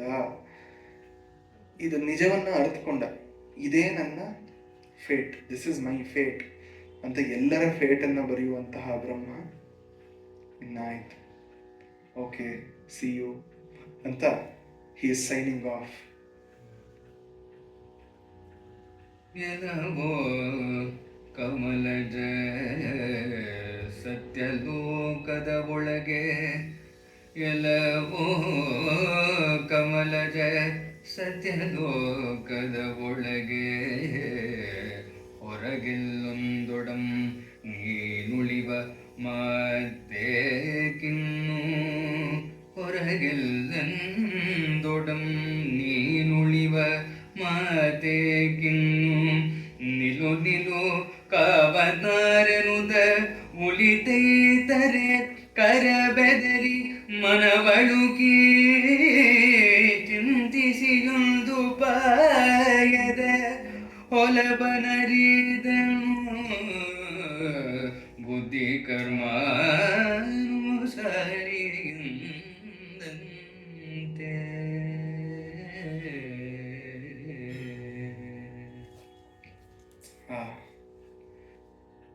ಎಲ್ಲವೋ ಕಮಲಜ ಸತ್ಯಲೋಕದ ಒಳಗೆ, ಹೊರಗೆ, ನಿಂದೇ ಲೋಕ ಸತ್ಯಲೋಕ, ಅದರ ಒಳಗೆ ಇರು, ಹೊರಗೆ ಎಲ್ಲಿ ಬೇಕಾದರೂ ಓಡು. ಎಲ್ಲಿ ಹೋದ್ರೆ ಏನು, ಎಲ್ಲೆಂದೊಡಂ ಏನು, ನೀನು ಉಳಿವ ಮಾತೇಕೆ, ನೀ ಉಳಿತೀಯ. ಸತ್ಯಲೋಕವನ್ನು ಬಿಟ್ಟು ಇಲ್ಲೆಲ್ಲಿಗೋ ಓಡ್ ಬಂದ್ಬಿಟ್ರೆ ನೀನನ್ನು ಬಿಟ್ಟು ಬಿಡ್ತೀನಿ ಅಂತನ, ಅಥವಾ ನೀ ತಪ್ಪಿಸ್ಕೊಂಡು ಬಿಡ್ತೀಯ ಅಂತನ. ಮಾತೇಕಿನ್ನು, ಆ ಮಾತೇಕೆ ಅನ್ನೋದನ್ನ ದೆಹಲಿ ದೀಪ ನ್ಯಾಯ, ಉಳಿವ ಮಾತೇಕೆ ಅಂತ ಆ ಕಡೆಗೂ ತಗೋಬೇಕು. ಮಾತೇಕಿನ್ನು, ಇನ್ಯಾಕೆ ಮಾತು, ನೀಲು ನೀಲು ಸಾಕು, ನನ್ನನ್ನು ಎಷ್ಟು ಒಟ್ಟಾಡಿಸ್ತಿದ್ಯಾ, ನಿತ್ಕೋ ಅಂತ. ಕಾವರಾರು ಯಾರು ಕಾಪಾಡ್ತಾರೆ, ಇಂದ್ರ ಬರ್ತಾನ, ಆಯ್ತು ಒಂದು ಸತಿ, ಇನ್ಯಾರು ಬರ್ತಾರೆ ಅಂತ ಹೇಳ್ತಾ ಇದ್ದಾಗ ಉಳಿಯುತ್ತಿರೆ ಕಿಚ್ತಿದ್ದಾನೆ, ಓಡಿ ಬರ್ತಿದ್ದಾನೆ. ಉಳಿಯುವ ಪ್ರಶ್ನೆಯೇ ಇಲ್ಲ ಅಂದಾಗ ಹೇಳ್ತೀವಲ್ಲ, ಒಂದು ಡೂಬ್ತೇಕೋ ತಿನ್ಕೆ ಕಾಸಹಾರ ಅಂತ, ಒಂದು ಹುಲ್ಲು ಕಡ್ಡಿ ಸಾಕು ಬದುಕೊಳ್ಳೋಕ್ಕೆ. ಆ್ಯಂಡ್ ಹೇಳ್ತಾರೆ ಇದು ಸೈಂಟಿಫಿಕಲಿ ಆಲ್ಸೋ, ಹೇಳೋಕ್ಕೆ ಆಗಲ್ಲ, ನಡೆಯೋಕ್ಕೆ ಕಷ್ಟ ಅನ್ನೋರು ಅಕಸ್ಮಾತ್ ಆಗಿ ಅಚಾನಕ್ಕಾಗಿ ಮನೆಯಲ್ಲಿ ಬೆಂಕಿ ಅಂದರೆ ಎದ್ದು ಓಡ್ಬಿಡ್ತಾರೆ ಹೊರಗಡೆ. ಅದು ಹೇಗೆ ಬರುತ್ತೆ ಆ ಶಕ್ತಿ ಅವ್ರಿಗೆ? ಎದ್ದೇ ನಿಲ್ಲಕ್ಕಾಗ್ತಿರಲ್ಲ, ಅವತ್ತು ಓಡಿ ಓಡಿ ಅಂದ್ರೆ ತಕ್ಷಣ ಅವರು ಓಡ್ಬಿಡ್ತಾರೆ ಜೊತೆಯಲ್ಲಿ. ಹಾಗೆ ಇವನಿಗೆ ಎಲ್ಲಿಂದಾನೋ ಒಂದು ಶಕ್ತಿ ಬರುತ್ತೆ, ಒಂದು ತಕ್ಷಣ ಬುದ್ಧಿ ಕರ್ಮಾನುಸಾರಿ. ಬರೀ ಶಕ್ತಿ ಅಂದರೆ ದೈಹಿಕ ಅಲ್ಲ, ಮಾನಸಿಕ ಶಕ್ತಿ ಕೂಡ, ಮನಸ್ಸಿನ ಒಂದು ಶಕ್ತಿ ಕೂಡ ಅವಾಗ ಚುರುಕಾಗತ್ತೆ. ಇದು ಮಾಡ್ತೀನಿ ಅಂತ ಒಂದು ಐಡಿಯಾ, ಏಕ್ ಐಡಿಯಾ ಜೋ ಬದಲ್ದೆ ಆಪ್ಕಿ ದುನಿಯಾ, ಇಲ್ಲಿ ಬರುತ್ತೆ ಅದು ಅವನಿಗೆ. ಎಂತಹ ಒಂದು ಬುದ್ಧಿ ಬರುತ್ತೆ ಅವನಿಗೆ, ನೋಡಿ ಯಾವ ಉಪಾಯವನ್ನ ಮಾಡ್ತಾನೆ. ಆರ ಕೈಯೊಳಗಾರು ಮಡಿಬರು, ಆರ ಕೈಯೊಳಗಾರು ಬದುಕುವರಾರು, ಆರ ಕೈಯೊಳಗಾರು ಮಡಿಬರು, ಆರ ಕೈಯೊಳಗಾರು ಬದುಕುವರಾರು ಕತದ್ಗತಿಯಲಿ ಪೂರ್ವದ ಸುಕೃತ ದುಷ್ಕೃತವ ದಾರುಣಿಯಲನುಸಾರಿಯಾಗಿ ಹದಾರು ಹಾಗೆ ಕಳೆಯದು ಮನದೊಳು ಹಾರೈಸಲುಂಟೆ ವಿರಿಂಚಿಯ ಭಾಗ್ಯದುದಯವನು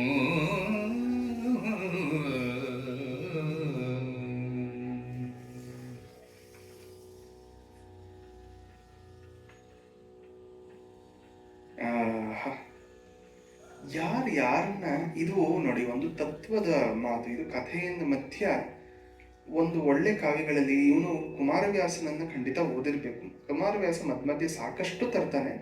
ಆ ಮಟ್ಟಕ್ಕೆ ಈ ಕವಿಗೆ ಏರೋಕ್ಕಾಗದಿದ್ರೂ ಕೂಡ ಅಲ್ಲಲ್ಲಿ ಪ್ರಯತ್ನ ಅಂತೂ ಪಟ್ಟಿದ್ದಾನೆ. ಅದು ನಮಗೆ ತುಂಬಾ ಚೆನ್ನಾಗಿ ಗೊತ್ತಾಗುತ್ತೆ. ಕುಮಾರವ್ಯಾಸ ಹೀಗೆ, ಇದನ್ನ ನಾವು ಅರ್ಥಾಂತರನ್ಯಾಸ ಅಂತ ಕರಿತೀವಿ. ಸಂಸ್ಕೃತದಲ್ಲಿ ಉಕ್ತಿರರ್ಥಾಂತರನ್ಯಾಸ ಸಾಮಾನ್ಯ ವಿಶೇಷ ಯೋಗ ಅಂತ. ಅಲ್ಲಿ ಬರೀ ಒಂದೊಂದು ವಾಕ್ಯದಲ್ಲಿ ತರ್ತಾರೆ. ಒಂದರಲ್ಲಿ ವಿಶೇಷ ವಾಕ್ಯ, ಒಂದರಲ್ಲಿ ಸಾಮಾನ್ಯ ವಾಕ್ಯ. ಹನುಮಾನ್ ಅಬ್ಧಿಮತರತ್ ದುಷ್ಕರಂ ಕಿಂ ಮಹಾತ್ಮನಾಂ, ಅಷ್ಟೇ. ಹನುಮಂತನು ಸಾಗರವನ್ನು ದಾಟಿದ, ಇದು ವಿಶೇಷ ವಾಕ್ಯ. ಹೌದು ಕಣ್ರಿ, ದೊಡ್ಡವ್ರಿಗೆ ಏನು ಕಷ್ಟ, ಅದು ವಿಶೇಷ, ಅದು ವಿಶೇಷ ವಾಕ್ಯ, ಇದು ಸಾಮಾನ್ಯ ವಾಕ್ಯ. ಹಾಗೆ ಮೊದಲು ವಿಶೇಷ ವಾಕ್ಯದಲ್ಲಿ ಬೆಂಬಿಡದೆ ಆ ರಾಕ್ಷಸ ಇವನನ್ನ ಅಟ್ಟಿಸ್ಕೊಂಡು ಬಂದ, ಇವನೂ ಬದುಕೊಳಕ್ಕಾಗ್ಲಿಲ್ಲ ಅನ್ನೋದು ವಿಶೇಷ. ಸಾಮಾನ್ಯ ಹಾಗೆ ಕಣ್ರಿ, ಯಾರನ್ನ ಕೊಲ್ತಾರೆ, who is going to kill whom, ಅಥವಾ ಯಾರ ಕೈಲಿ ಕೊಲ್ಲಿಸ್ಕೋತಾರೆ, ಯಾರಿಗೆ ಕಷ್ಟ ಕೊಡ್ತಾರೆ, ಯಾರಿಗೆ ಒಳ್ಳೇದು ಮಾಡ್ತಾರೆ, ಯಾರಿಗೆ ಹಿತರು, ಆರು ಹಿತವರು ಎನಗೆ ಅಂತ ದಾಸರು ಹೇಳ್ತಾರಲ್ಲ.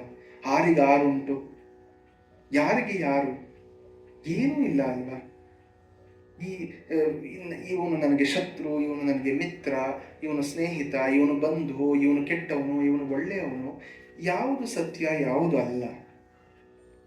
ಎಲ್ಲ ನಮ್ಮ ಪೂರ್ವ ಕರ್ಮಾನುಸಾರಿ ಸುಕೃತ ದುಷ್ಕೃತ ನಾವೇನು ಮಾಡಿದೀವಿ ಅದರ ಫಲವಾಗಿ ಇದೆಲ್ಲ ಹಿಂಗೆ ತೋರುತ್ತೆಯೇ ಹೊರತು ಯಾರ ಅದಕ್ಕೆ ನಮ್ಮ ದುಃಖಕ್ಕೆ ನಾವೇ ಕಾರಣ, ನಮ್ಮ ಸುಖಕ್ಕೂ ನಾವೇ ಕಾರಣ. ಒಳಗಿರುವ ಸುಖವನ್ನ ಆನಂದವನ್ನ ಎಲ್ಲೋ ಹೊರಗೆ ಹುಡುಕೋಕ್ಕಾಗತ್ತಾ? ಅದನ್ನ ಅವನು ಹೇಳ್ತಿದ್ದಾನೆ. ಇದು ಬ್ರಹ್ಮನ ಭಾಗ್ಯ ರೇಖೆ ಅಷ್ಟೆ. ಏನ್ ಮಾಡ್ದಪ್ಪ ಅವನು ಅಂಥ ತಪ್ಪು ಅಂದ್ರೆ, ಇಂಥವನ್ನ ಸೃಷ್ಟಿ ಮಾಡಿರುವ ತಪ್ಪಲ್ವೇ? ಆ ಸೃಷ್ಟಿ ಮಾಡಿರುವ ತಪ್ಪಿಗೆ ಆ ದುಷ್ಕೃತವನ್ನ ಇವಾಗ ಅವನು ಅನುಭವಿಸ್ತಿದ್ದಾನೆ.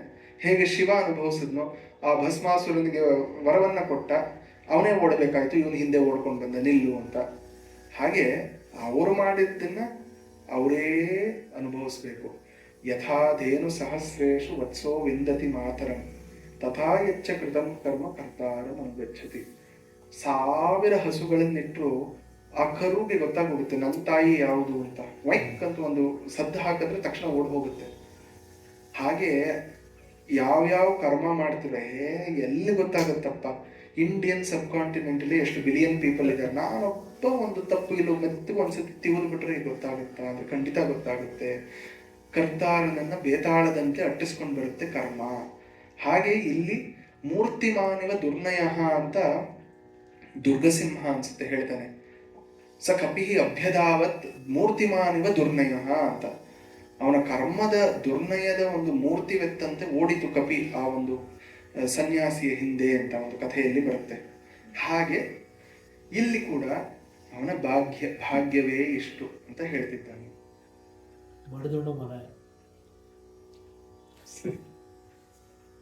ಆದಿಯಲ್ಲಿ ಯದುವಲನ ಪಾರವಾರ ಧನುಜರು ಸುರರ ಭಕ್ಷಿಸಲು ಆದಿವಿಜರು ಐತಂದು ಅಗಸ್ತ್ಯಂಗರೂಪೇ.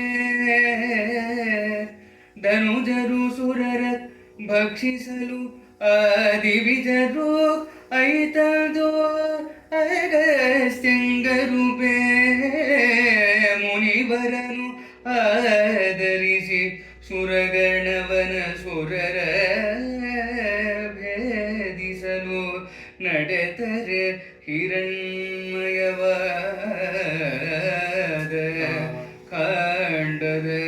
ಪುಷ್ಪಗಿರಿಯೊಳಗವರ ನಿರಿಸಿದನು. ಹಿರಣ್ಮಯವಾದ ಕಾಂಡದ ಪುಷ್ಪಗಿರಿಯೊಳಗವರ ನಿರಿಸಿದನು.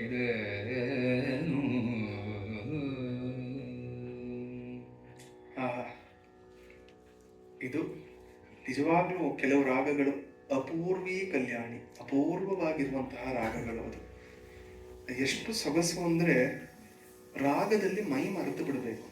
ಹಾಗೆ ನಮ್ಮ ಅಪ್ಪಟ ಶಾಸ್ತ್ರೀಯ ರಾಗಗಳು ಅಂತ ಏನಿದೆ, ಸಾವೇರಿ, ಪೂರ್ವಿ ಕಲ್ಯಾಣಿ, ತೋಡಿ, ಭೈರವಿ, ಎಷ್ಟು ಹಾಡಿದ್ರೂ ಹಾಡಿದಷ್ಟು ಅಗೆದಷ್ಟು ಬಗೆದಷ್ಟು ಮೊಗೆದಷ್ಟು ಅಂತ. ಆಯ್ತಲ್ಲ ಸಾಕು, ನೆನ್ನೆ ಪೂರ್ವಿ ಕಲ್ಯಾಣಿ ಕೇಳಿದ್ವಿ, ಇವತ್ತು ಬೇಡ ಅನ್ಸಲ್ಲ, ಪದೇ ಕೇಳೋಣ, ಪದೇ ಕೇಳೋಣ ಅನ್ಸುತ್ತೆ. ಇಲ್ಲಿ ಹೇಳ್ತಿದ್ದಾನೆ ಈಗ ಏನು ಆಯ್ತು, ವಾಪಸ್ let's come back to the story ಅಂತ ಅಲ್ಲಿ ಹೇಳಿದ. ಏನು ಎಲ್ಲರೂ ನಾವು ತವಕದಿಂದ ಕಾಯ್ತಿದ್ದೀವಿ, ಈ ಬ್ರಹ್ಮನಿಗೆ ಏನು ತಾನೇ ಏನೋ ಒಂದು ಹೊಳಿತು, ಒಂದು ಉಪಾಯ ಅಂತ ಹೇಳಿದ್ವಲ್ಲ, ಆ ಪಾತಾಳಕ್ಕೆ ಹೋಗಿ ಇನ್ನೇನು ಎಲ್ಲವೂ ಹೋಯ್ತು ಅನ್ನೋಷ್ಟೊತ್ತಿಗೆ ದಿಮಾಕ್ಕಿ ಬತ್ತಿ ಜಲಿ ಅಂತ ಏನೋ ಉಪಾಯ ಅನ್ಕೊಂಡ. ಈ ಕಥೆ ಇನ್ನೊಂದು ಯಾಕೆ ಸ್ವಾರಸ್ಯಕರವಾಗುತ್ತೆ ಅಂದ್ರೆ, ಸಾಮಾನ್ಯವಾಗಿ ಗೊತ್ತಿರೋ ಕಥೆನೇ ಆದರೆ ಎಲ್ಲೋ ಒಂದ್ ಕಡೆ ನಮಗೆ ಪೂರ್ವಾಗ್ರಹ ಪೀಡಿತರಾಗ್ತೀವಿ. ಗೊತ್ತು, ಇದಾದ್ಮೇಲೆ ಇದಾಗುತ್ತೆ, ಇದಾದ್ಮೇಲೆ ಹೋಗುತ್ತೆ ಅಂತ. ಎಷ್ಟೇ ನಾವು ಬೇಡ ಅನ್ಕೊಂಡು ಕತೆ ಗೊತ್ತಿರುತ್ತೆ ಮುಂದೆ. ಆದ್ರೆ ಈ ಕಥೆ ಅಟ್ಲೀಸ್ಟ್ ಇಲ್ಲಿ 100 ಜನ ನೋಡಿದ್ರೆ 99 ಜನಕ್ಕಂತೂ ಗೊತ್ತಿರಲ್ಲ. ಆದ್ರಿಂದ ಕಥೆ ಕೇಳಲೇಬೇಕು, ಏನಾಗುತ್ತೆ ಮುಂದೆ ಅನ್ನೋದು ಗೊತ್ತಾಗ್ಬೇಕು ಅಂದ್ರೆ. ತಕ್ಷಣ ಯೋಚಿಸ್ತಾನೆ ಇವನು, ಇದು ಕಥೆ ಒಳಗೆ ಕಥೆ. ಅವನು ಯೋಚಿಸ್ತಾನೆ ಆದಿಯಲ್ಲಿ, ಅಂದ್ರೆ ಅವಾಗ ಹಿಂದಿನ ಕಾಲದಲ್ಲಿ ಎಲುವಲ ಅನ್ನೋ ಒಂದು ಕ್ಯಾರೆಕ್ಟರ್ನ ತರ್ತಾನೆ ಅವನು, ಒಂದು ರಾಕ್ಷಸನನ್ನ ಈ ಕವಿ. ಈ ಎಲುವಲ ಅನ್ನೋದು ನನಗೆಲ್ಲೂ ಬೇರೆ ಸಿಗ್ಲಿಲ್ಲ, ಇಲವಲ ಇರಬೇಕು, ಅದನ್ನೇ ಅವನು ಎಲುವಲ ಮಾಡಿರ್ಬೋದು. ಇಲವಲ ವಾತಾಪಿ ಅಂತ ಇಬ್ಬರು ಇದ್ದಿದ್ದು, ಬಟ್ ಆ ಕಥೆ ಬೇರೆಯಾಗಿ ಬರುತ್ತೆ. ಏನಕ್ಕೂ ಇರಲಿ, ಯಾರಿಗಾರು ಗೊತ್ತಿದ್ರೆ ನೀವು ಕಮೆಂಟಲ್ಲಿ ಹಾಕಬಹುದು. ಈ ಎಲುವಲನ ಕಥೆ ಯಾರಿಗಾರು ಗೊತ್ತಿದ್ರೆ ಕಲಿಯೋದಕ್ಕಾಗುತ್ತೆ ನಾನು ಹುಡುಕ್ತೀನಿ. ಈ ಎಲುವಲ ಅನ್ನುವ ರಾಕ್ಷಸ ಏನ್ ಮಾಡ್ತಾರೆ, ಪಾರಾವಾರ ಧನುಜರು. ಈ ಎಲುವಲನ ಪಾರಾವಾರ ಅಂದ್ರೆ ಸಮುದ್ರೋಪಮವಾದಂತಹ ಧನುಜರು ರಾಕ್ಷಸರು. ಅವನ ಸೈನ್ಯ ಸುರರ ಭಕ್ಷಿಸಲು ತಿದ್ದುಬಿಡಿ ಹೋಗಿ ಎಲ್ಲ ದೇವತೆಗಳನ್ನ ಅಂತ ಅವ್ರು ಓಡ್ ಬಂದಾಗ ಅವ್ರಿನ್ ಏನ್ ಮಾಡೋದು ಅಂತ ಅಗಸ್ತ್ಯ ಮಹರ್ಷಿಗೆ ಹೋಗಿ ಕಾಲಿಗೆ ಬೀಳ್ತಾರೆ. ಅಪ್ಪ ಸ್ವಾಮಿ ಕಾಪಾಡು, ತ್ವಮೇವ ಮಾತಾ ಚ ಪಿತಾ ತ್ವಮೇವ ಅಂತ ಹೋಗ್ತಾರೆ. ಆಗ ಮುನಿವರ ಏನ್ ಮಾಡ್ತಾನೆ, ಆಧರಿಸಿ ಸುರಗಣವ ಎಲ್ಲರಿಗೂ ಸತ್ಕಾರ ಮಾಡಿ, ಏನು ಹೆದರ್ಬೇಡಿ, ನಾನು ನೋಡ್ಕೋತೀನಿ ಅಂತ ಅಸುರರ ಭೇದಿಸಲು ನಡೀತಾರೆ. ಬನ್ನಿ ಅವ್ರನ್ನ ಹೆಂಗೆ ಮುಗಿಸ್ಬೇಕು ನನಗೆ ಗೊತ್ತು ಅಂತ ಇವರನ್ನೆಲ್ಲ ಈ ಸುರರನ್ನ ಏನು ಮಾಡ್ತಾನೆ, ಹಿರಣ್ಮಯವಾದ ಖಾಂಡದ ಪುಷ್ಪಗಿರಿ ಎನ್ನುವ ಒಂದು ಕ್ಷೇತ್ರಕ್ಕೆ ಕರ್ಕೊಂಡು ಹೋಗ್ತಾನಂತೆ. ಆ ಪುಷ್ಪಗಿರಿ ಬೆಟ್ಟದ ಮೇಲೆ, ನೀವೆಲ್ಲ ಈ ಬೆಟ್ಟದ ಮೇಲೆ ಹೋಗಿ, ನಾ ಹೇಳೋವರೆಗೆ ಅಲ್ಲಿರಿ ಅಂತ ಹೇಳ್ತಾನಂತೆ. ಪುಷ್ಪಗಿರಿಯೊಳಗೆ ಅವರನ್ನು ಇರಿಸಿದ ಇಲ್ಲಿ ಅಂತ. ಮುಂದೆ ಏನು ಮಾಡ್ತಾನೆ ನೋಡೋಣ. ಆದರೆ ಇಲವಲ ವಾತಾಪಿಯ ಕಥೆ ಬೇರೆ, ಅದು ನಮಗೆ ಗೊತ್ತೇ ಇದೆ. ಇಬ್ಬರು ರಾಕ್ಷಸರು ಇಲವಲ ವಾತಾಪಿ ಅಂತ. ಅಲ್ಲುವೆ ಇವರೇ ಕುಂಭಸಂಭವರು, ಅಗಸ್ತ್ಯ ಮಹರ್ಷಿಗಳೇನೆ. ಅವ್ರು ಏನು ಮಾಡ್ತಾರೆ, ಈ ಮಹರ್ಷಿಗಳನ್ನ ತಿನ್ಬೇಕು, ಮಹರ್ಷಿ ಫ್ಲೆಶ್ ತಿನ್ಬೇಕು ಅಂತ ತುಂಬಾ ಆಸೆ ಅವ್ರಿಗೆ. ಏನ್ ಮಾಡ್ತಾರೆ ಅಂದ್ರೆ, ಇಬ್ರು ಸೇರಿ ಮಹಾ ದೈವ ಭಕ್ತರಾಗಿ ಮಹರ್ಷಿಗಳನ್ನ ಮನೆಗೆ ಕರೆಯೋದಂತೆ. ನಿಮ್ಮಂತಹ ಮಹರ್ಷಿಗಳು ಬಂದಿರೋದೇ ನಮ್ಮ 7 ಜನ್ಮದ ಪುಣ್ಯ, ಬನ್ನಿ ನಮ್ಮ ಮನೆಯಲ್ಲಿ ಒಂದು ಬಿರುದನ್ನ ಊಟ ಮಾಡಿ ಹೋಗಬೇಕು ನೀವು, ಪ್ಲೀಸ್ ದಯವಿಟ್ಟು ಶರಣು ಬನ್ನಿ ಅಂತ. ಅವರು ಅಯ್ಯೋ ಪಾಪ ಅಂತ ಬರ್ತಾರಂತೆ. ಆಗ ಮಹರ್ಷಿಗಳ ಸಹಜವಾಗಿ ಅವರು ಮೀಟ್ ಈಟರ್ಸ್, ಮಾಂಸ ಭಕ್ಷಕರಾಗಿದ್ರು. ಇವತ್ತು ನಿಮಗೆ ಸುಗ್ರಾಸವಾದ ಮಾಂಸ ಭೋಜವನ್ನ ಮಾಡಿಸ್ತೀನಿ ಅಂತ ಈ ಇಲವಲ ಏನ್ ಮಾಡ್ತಾನೆ, ವಾತಾಪಿಯನ್ನೇ ಕತ್ತರಿಸಿ ತುಂಡು ಮಾಡಿ ಅದರಿಂದ ಒಂದು ಸಾಂಬಾರೋ ಕೂಟೋ ಪಲ್ಯವನ್ನೋ ಅವ್ನಿಗೆ ಏನ್ ಇಷ್ಟನೋ ಮಾಡಿಬಿಟ್ಟು ಬಡಿಸೋದಂತೆ. ಭೋಜನ ಸ್ವೀಕಾರವಾಗಲಿ ಅಂತ ಅವರು ತಿಂದು ತೇಗದ ಮೇಲೆ ಆ ವಾತಾಪಿಗೊಂದು ವರ, ಇವನು ಇಲವಲ ಕರೆದ್ರೆ ಬಾ ಅಂತ ಅವನು ಎಲ್ಲಿಂದ ಬೇಕಾದ್ರೂ ಬಂದು ಬಿಡಬಹುದು. ಅದರಿಂದ ಅವನು ತಿಂದ ಮೇಲೆ ವಾತಾಪಿ ಆಗಚ್ಚ ಅಂತ ಅವನು ಕರೆಯೋದಂತೆ ಇಲವಲ, ಇವನು ಅವರ ಹೊಟ್ಟೆಯನ್ನು ಸೀಳ್ಕೊಂಡು ಹೊರಗೆ ಬರೋದು, ಆಮೇಲೆ ಇಬ್ರು ಸೇರ್ಕೊಂಡು ಅವನನ್ನು ತಿನ್ನೋದು. ಈ ತರ ಮಾಡ್ಕೊಂಡು ಬರ್ತಿದ್ರು. ಇದು ಅಗಸ್ತ್ಯರಿಗೆ ಗೊತ್ತಾಗುತ್ತೆ. ಇದಕ್ಕೊಂದು ಮುಕ್ತಾಯ ಹಾಡ್ತೀನಿ ಅಂತ ಹೋಗಿ ಇದೇ ಥರ ಬರ್ತಾನೆ, ಅವನು ಅಡುಗೆ ಮಾಡಿ ಬಡಿಸ್ತಾನೆ, ತಿಂದು ಬಿಡ್ತಾರೆ. ಇವನು ವಾತಾಪಿ ಆಗಚ್ಚ ಅನ್ನೋಕ್ಕೆ ಮುಂಚೆ ಇವರು ವಾತಾಪಿ ಜೀರ್ಣೋಭವ ಅಂತಾರೆ. ಆಮೇಲೆ ವಾತಾಪಿ ಆಗಚ್ಚ ಆಗಚ್ಚ ಆಗಚ್ಚ, ಏನು ಆಗಚ್ಚ ಅನ್ನೋದು ಗತ, ಅವನು ಹೋಗಾಯ್ತು. ಇನ್ನು ಆಗಚ್ಚ ಅಂದರೆ ಮಲವಾಗಿ ಬರಬೇಕಷ್ಟೇ, ಎಲ್ಲ ಜೀರ್ಣವಾಗೋಗಿದ್ದಾನೆ ಅವನು. ಕೋಪ ಬರುತ್ತೆ, ನನ್ನ ತಮ್ಮ ವಾತಾಪಿಯನ್ನು ತಿಂದ್ಯಾ ಅಂತ ಬೋಟ್ ಬರ್ತಾನೆ, ಕಮಂಡಲು ನೀರನ್ನು ತಗೊಂಡು ಅವನನ್ನು ಭಸ್ಮ ಮಾಡಿಬಿಡ್ತಾನೆ. ಇದು ಇಲವಲ ವಾತಾಪಿಯರ ಕಥೆ. ಆದರೆ ಇಲ್ಲಿ ಬೇರೆ, ಈ ಎಲುವಲ ಅನ್ನೋನು ಈಗ ಓಡ್ ಬರ್ತಿದ್ದಾನೆ. ಈ ದೇವತೆಗಳನ್ನೆಲ್ಲ ಪುಷ್ಪಗಿರಿಯ ಮೇಲೆ ಇರಿಸಿದ್ದಾರೆ. ಸುರಗಣವ ಕೊಲ್ಲಲೆಂದು ಬಂದ ಗಿರಿಯನೇರುವ ದೈತ್ಯರವದಿರ ಶಿರವುಧರಣಿಯೊಳೊಡೆದು ಬೀಳಳಿಯೆಂದು ನೇಮಿಸುತ್ತ ಸುರಗಣವ ಕೊಲ್ಲಲೆಂದು ಬಂದ ಗಿರಿಯನೇರುವ ದೈತ್ಯರವದಿರ ಶಿರವುಧರಣಿಯೊಳೊಡೆದು ಬೀಳಲಿಯೆಂದು ನೇಮಿಸುತ್ತ ಇರಿಸಿ ಬಳಿಕೆಲುವಲನ ಭಂಗಿಸಿ ಮರಳಿ ತನ್ನಾಶ್ರಮದೊಳುದ್ದುದ್ದನರಿದು ಭರವಸದಿಂದ ಕಮಲ ಜಗಡನ ಗಿರಿಯ ಕಮಲರ ಕಂಡನ ಗಿರಿಯ.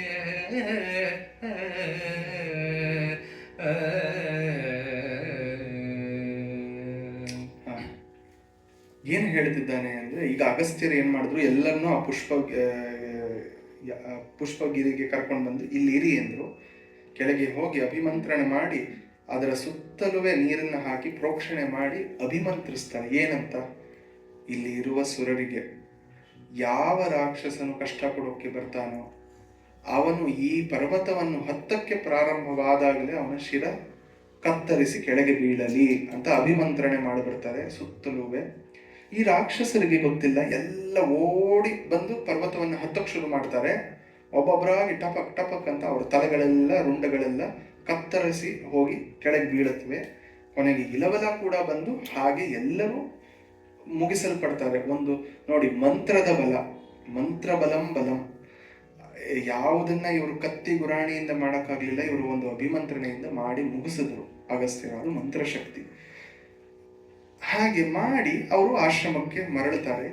ಈ ಕಥೆ ತಕ್ಷಣ ಜ್ಞಾಪಕ ಬರುತ್ತೆ ಬ್ರಹ್ಮನಿಗೆ. ತಕ್ಷಣ ಏನು ಮಾಡ್ತಾನೆ, ಇವನು ಪುಷ್ಪಗಿರಿಗೆ ಓಡ್ತಾನೆ. ಯಾಕೆಂದ್ರೆ ಇವನು ಸುರ, ಇವನನ್ನ ಪೀಡಿಸಕ್ ಬರ್ತಿರೋನು ಅಸುರ.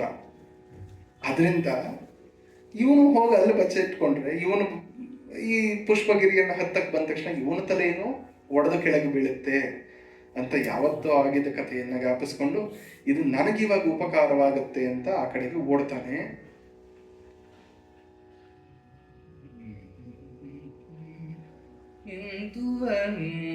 ಕೈರವ ಪೂಲಗಳರವಿಂದ ಸಂಕುಳ ತರಣಿಯನು ತ್ರಿಷೆಯಿಂದ ಬಂದವನುದಕವನು ಕರುತಾಯ ಕಂಡಂತೆ ಸಂದಣಿಸಿ ಕರುತಾಯ ಕಂಡಂತೆ ಸಂದಣಿಸಿ ರೋಮಾಂಚ ಜಲವಾನಂದ ಹರುಷಾಶ್ರುಗಳು ಜನಿಸಲ್ಕಂದು ಕಂಡೊಬ್ಬಿದನು ತೂಗಾಡಿದನು ನಿಜ ಶಿರವ.